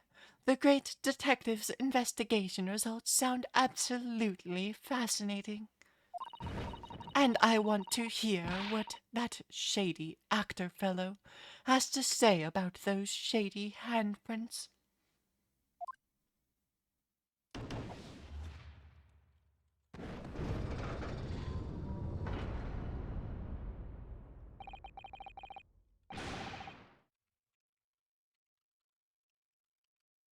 What's the matter with you two?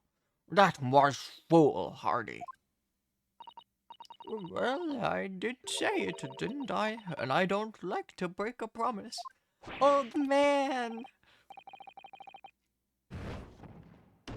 No, wait. This is not even a fair dinkum of evidence.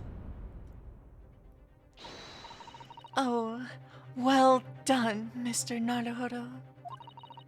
If just one more juror changes his or her mind, Mr. Natsume's trial will have to continue. Thank you, Miss Susato. But I couldn't have done it without you.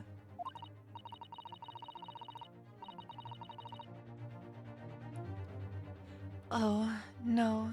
It was you who identified the clue, after all. This is very much your success. Now he's sweating. Why, Mr. Shamsphere? You seem to be losing your composure. Just one more juror, Mr. Naruhodo. You can do it.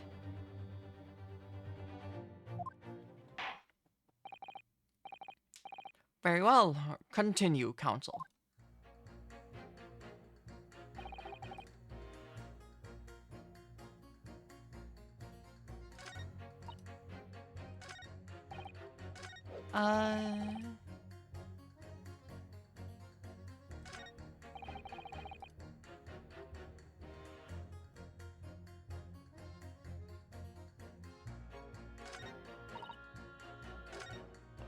I'm not sure what to think now.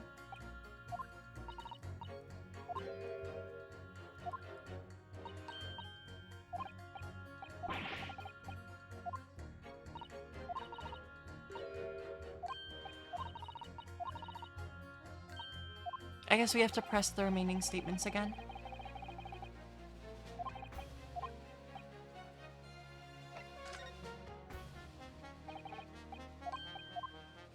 Okay, let's press the remaining statements again. Hold it! All the evidence, you say? That's right, and there's no room for doubt. Says the Englishman. Okay.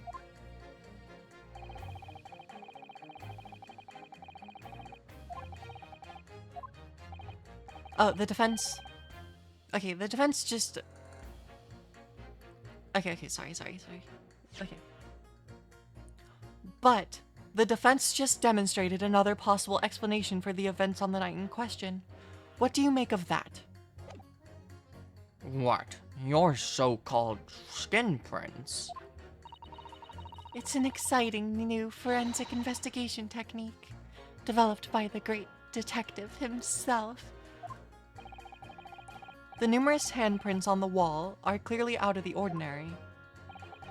And if Mr. Shamspeare had indeed put his mouth to the gas pipe on the night in question, it can't be denied that there's a possibility that's where the poison was.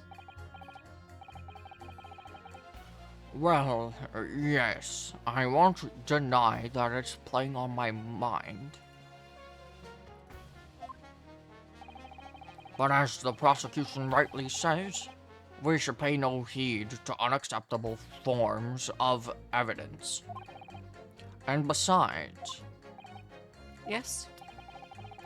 even if the fellow had been up to some mischief with the gas pipe dozens of times before, it doesn't mean he got up to the same shenanigans on the night in question, does it? Oh, If you can't make your case better than that, I'm afraid I can't change my stance. you do make a very valid point, sir. What? That's true. Perhaps I was a little hasty. No, wait! Look, you've got your chance here, haven't you? So it's time to prove your theory. If you and your Japanese cohorts can, that is. Just leave our nationality out of this, please. Mr. Naruhodo, if we can't substantiate our position, I'm afraid the jurors that changed their minds before may very well change them back. What can I do? Is there any more proof I can give here? Can I show that Mr. Shamspeare really did blow down the gas pipe?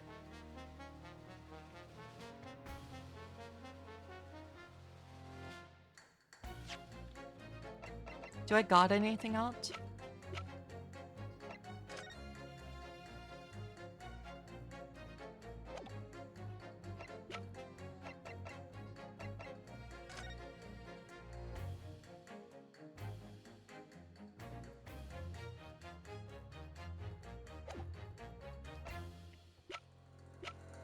I don't think I've got anything.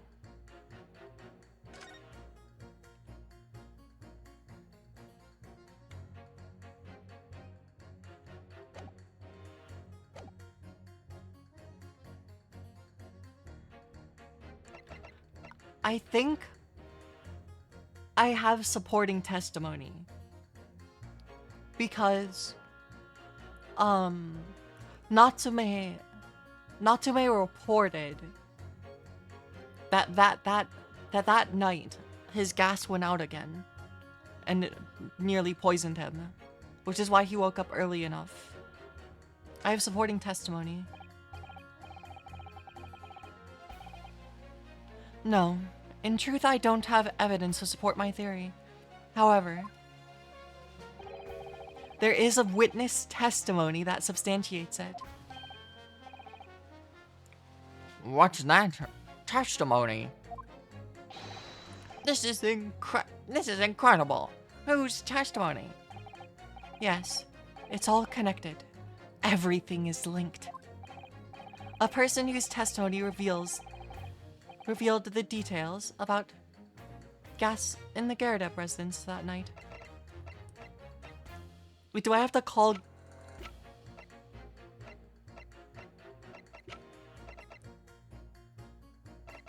Do I have to call Mr. Garadeb to the stand? I'm gonna try calling Natsume first because he's here.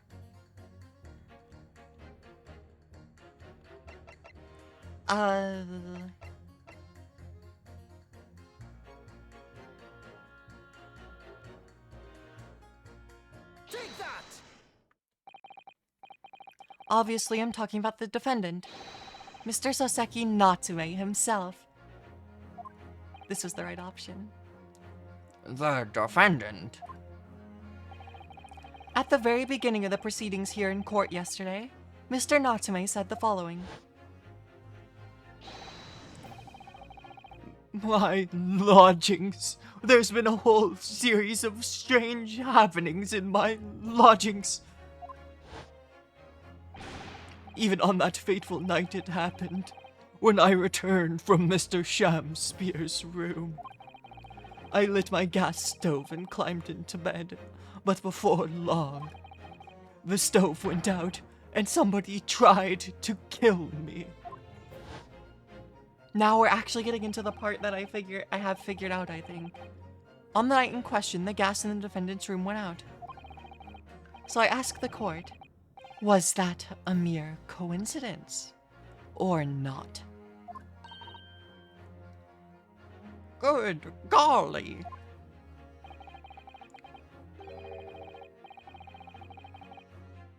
So that Shamspeare fella blew air into the gas pipe to make the man's stove go out on purpose.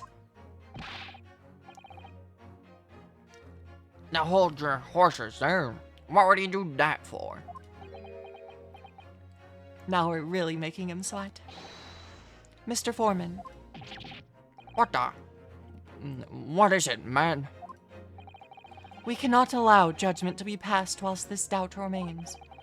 It's true that I don't have conclusive evidence yet. However, you must surely agree, there is more to this case than meets the eye.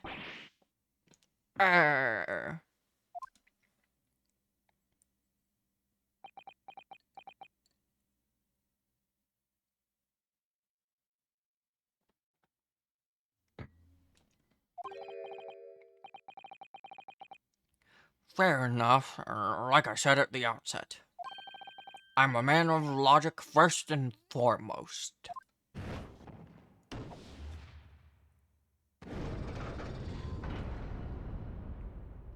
I'm so surprised I remembered Natsue's testimony. That's 4 jurors leaning to not guilty.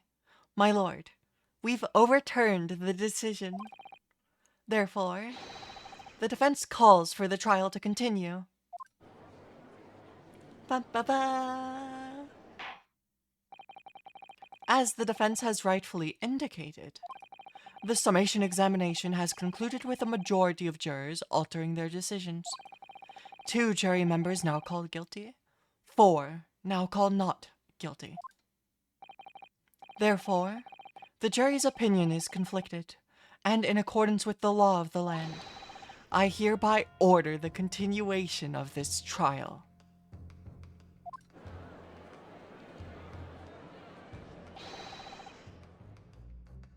Mr. William Shamspeare. My lord, how can thy humble Shamspeare serve thee?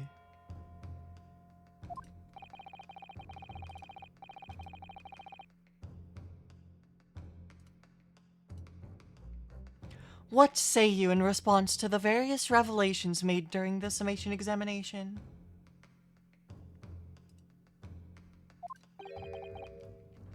So God mend me, I do solemnly swear. I recall aught of either the lamp or the pipe.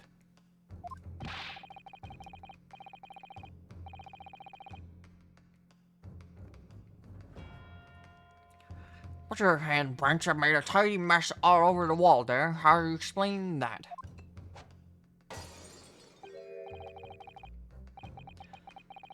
I am done with this. The dignity of this great courtroom has been sullied enough already. Juror number 5.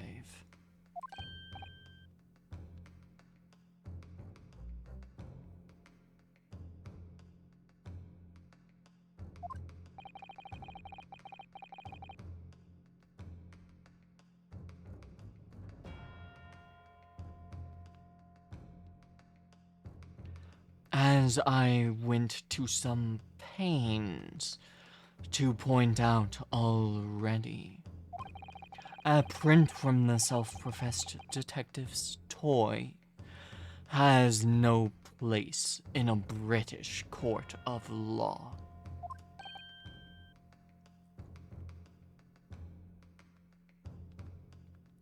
Ah.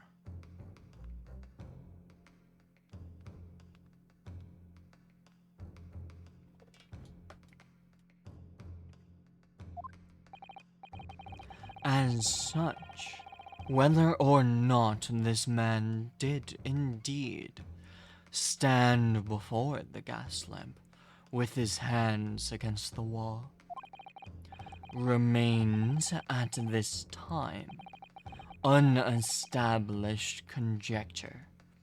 You would do well to remember that. Ah! Objection!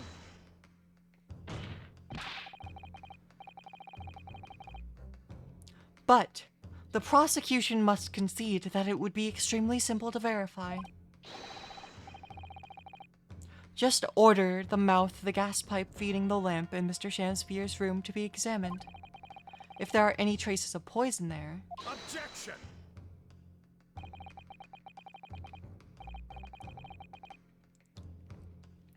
What appears to be extremely simple is my Nipponese friend's mind. You will recall that in order to check for the presence of poison in the tea, some remnants of the tea were required. yes.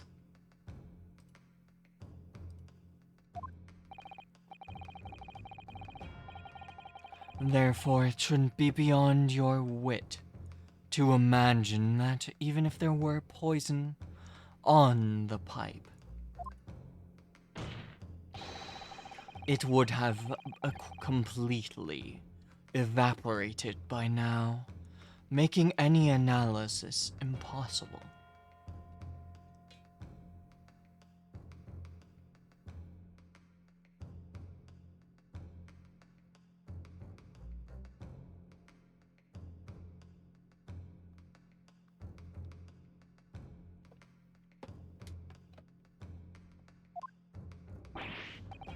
Ah, I didn't think of that one.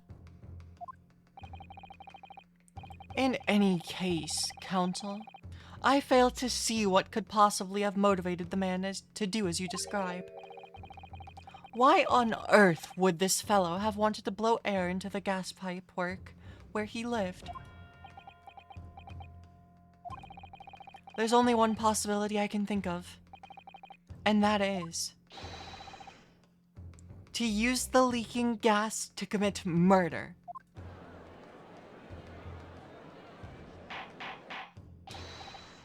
Order. Order. Counsel. Precisely whose life do you propose this man was plotting to end? The answer couldn't be simpler. Now we've unraveled the mystery this far. Mr. Shamspear wanted to end the life of Soseki Take Natsume. that! If a gas lamp were to go out, it would be noticed immediately, of course.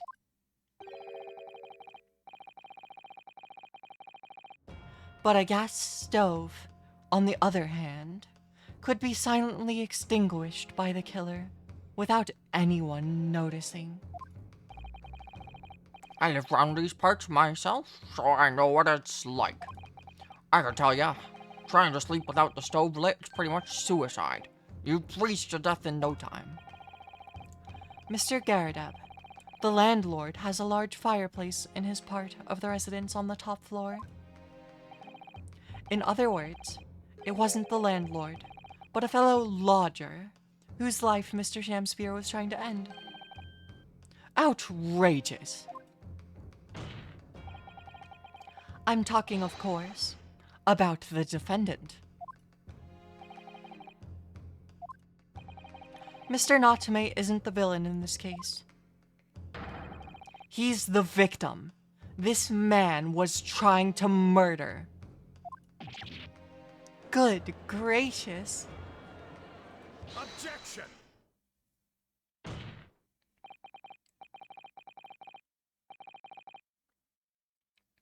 The accused is actually the aggrieved. Interesting. However, the fundamental facts of this case remain unchanged. Namely, that the accused is the aggressor here. What? How can you still claim that? Because we have an established motive? Perhaps? Ryunosuke. Oh, Ryunosuke. We're supposed to establish motive in order to actually change the direction of this trial. Let us indulge your fantasies for a moment, and assume that there was indeed poison on the mouth of the gas pipe.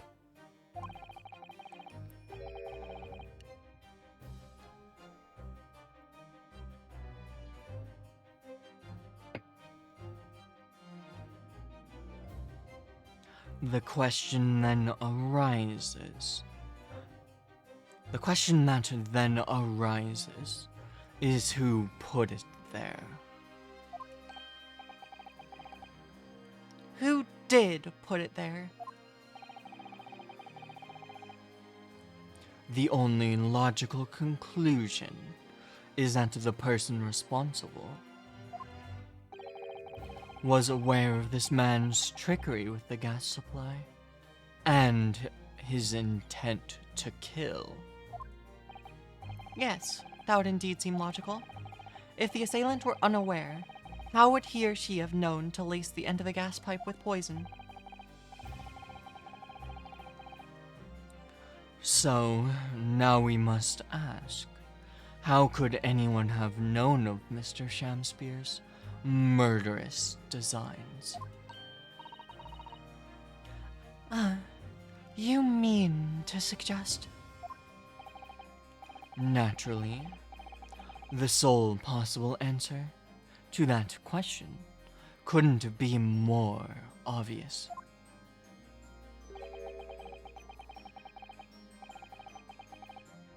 Only the man whose life was being threatened could possibly have known. What? Excuse me.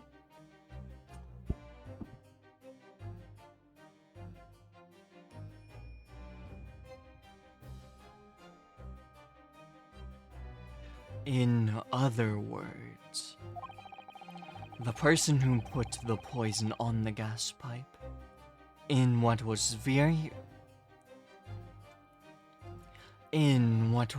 a clear, retaliatory attack,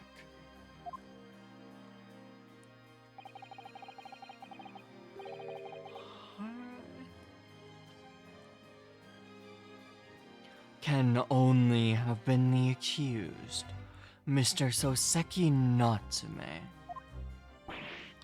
What? That doesn't make sense. Whatever Mr. William Shamspear may or may not have contrived to do, he was nevertheless the victim of a potentially lethal poison attack.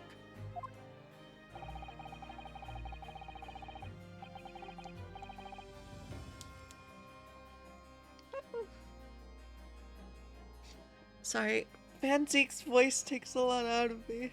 I keep yawning. And the only person who could possibly have perpetrated that attack is the accused, Mr. Natsume.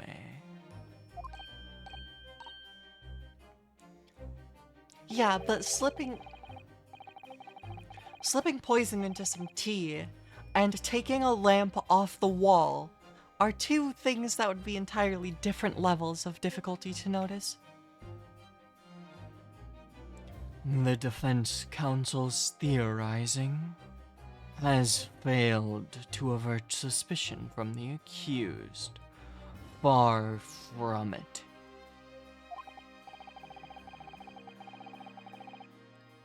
In fact, now that a clear motive for the poisoning has been successfully established, that suspicion is greater than ever.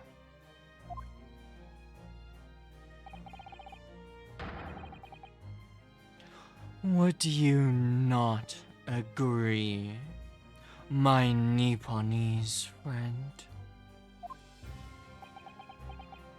Ah.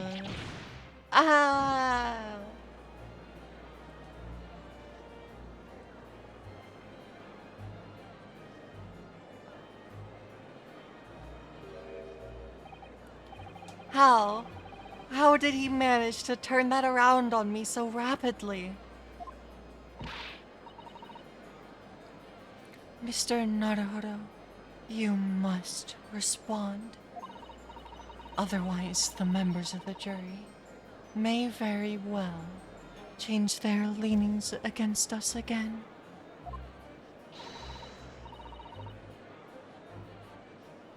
And this may be our last chance to gain the advantage.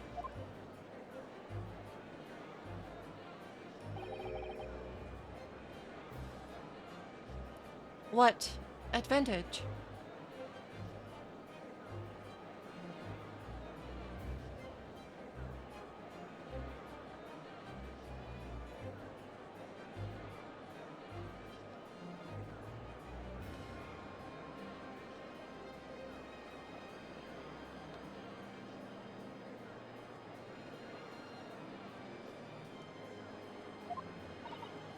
Well, it would seem that somebody put poison on the gas pipe in Mr. Shamspeare's room. So we must name that person now and absolve Mr. Natsume of guilt. You mean, name the true culprit?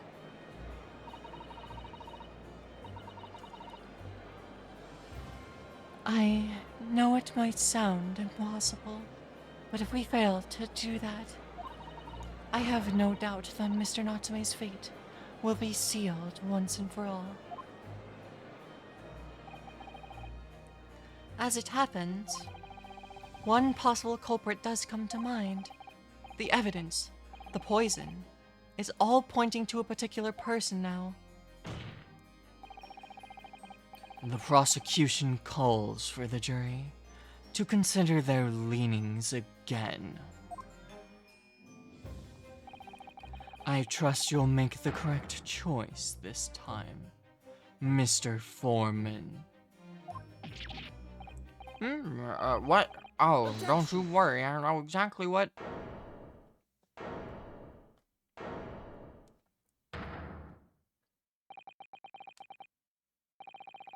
There is one other person who I believe could have been involved in all this.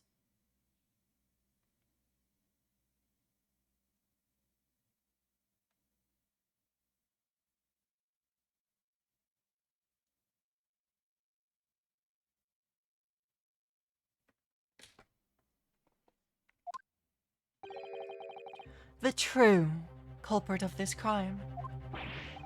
The true culprit. A term found only in second-rate novels, featuring third-rate, great detectives, my Nipponese friend.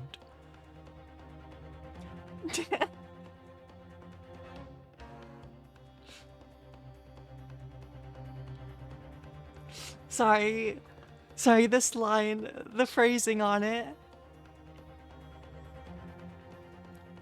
Oh, this makes me so happy. I can't believe Van Zeeks pulled out this line of all things.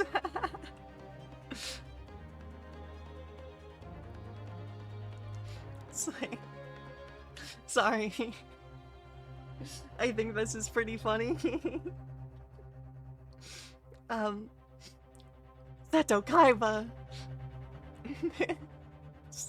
You're a second-rate duelist with a third-rate deck.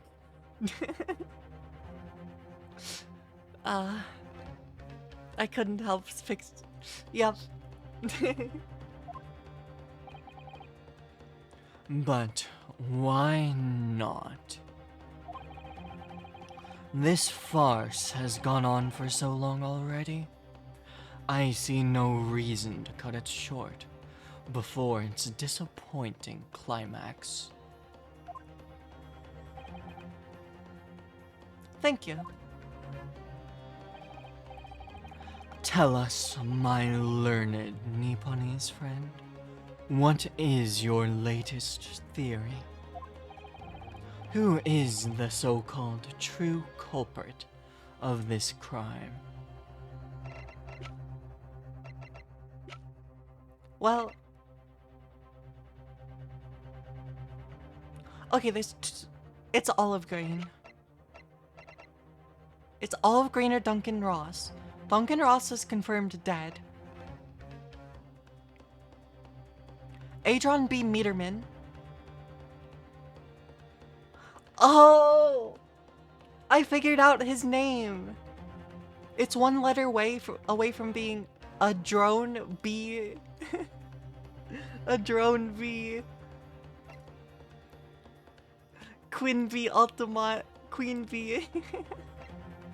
I pieced it together finally.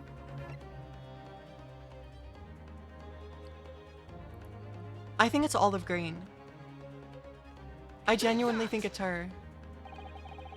The name of the person responsible for the poison that afflicted Mr. Shamsphere is, I believe, Miss Olive Green. Miss Olive Green? Miss Olive Green?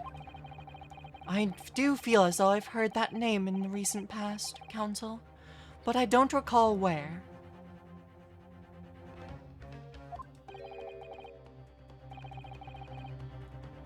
Miss Olive Green. The woman from 6 days ago.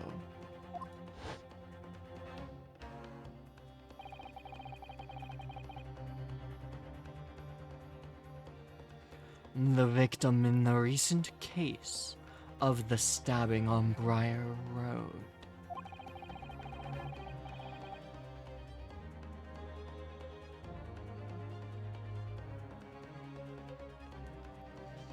An incident for which Mr. Natsume was arrested, I hasten to add.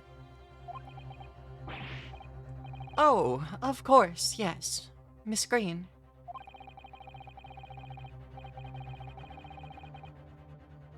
She was left comatose for 3 days, I believe.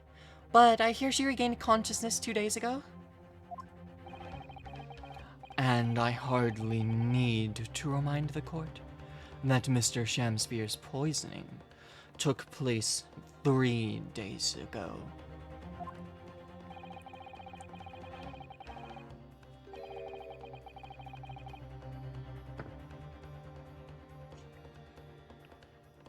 Given that the woman was lying comatose in a hospital bed at the time, she appears to have a rather fine alibi. True. On the night the incident occurred, Miss Green was in hospital unconscious. So, on the face of it, it would seem that she couldn't possibly be responsible. But still. My colleagues and I visited Miss Green in hospital yesterday, and we found her to be in possession of a bottle of poison. Good gracious, she had poison. And there's another fact that links Miss Green to this case as well. The defense requests that she be brought in to the witness stand in order to explain the details to the court. Tell me, Mr. Shamsphere. My lord, Pray, what be thy bidding? Are you acquainted with Miss Green? no, never heard of her. Judging by the look on Mr. Shamsphere's face, I think perhaps he genuinely doesn't know her. At least, not by name.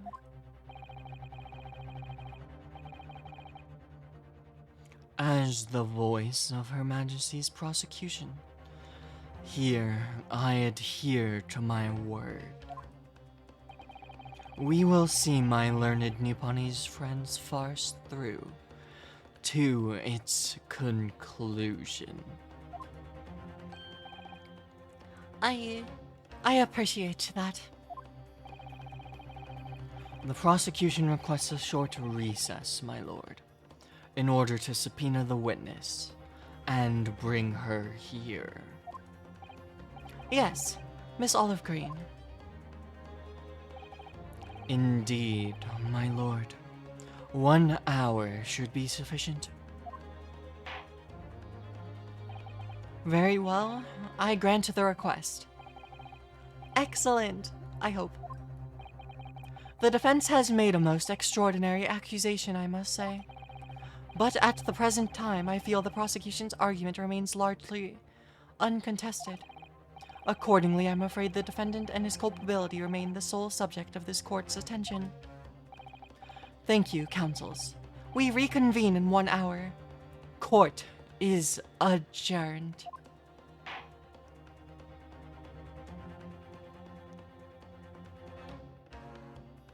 To be continued.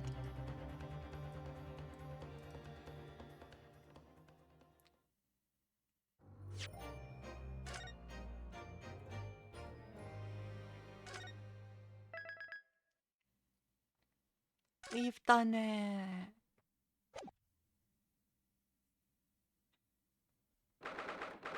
Okay.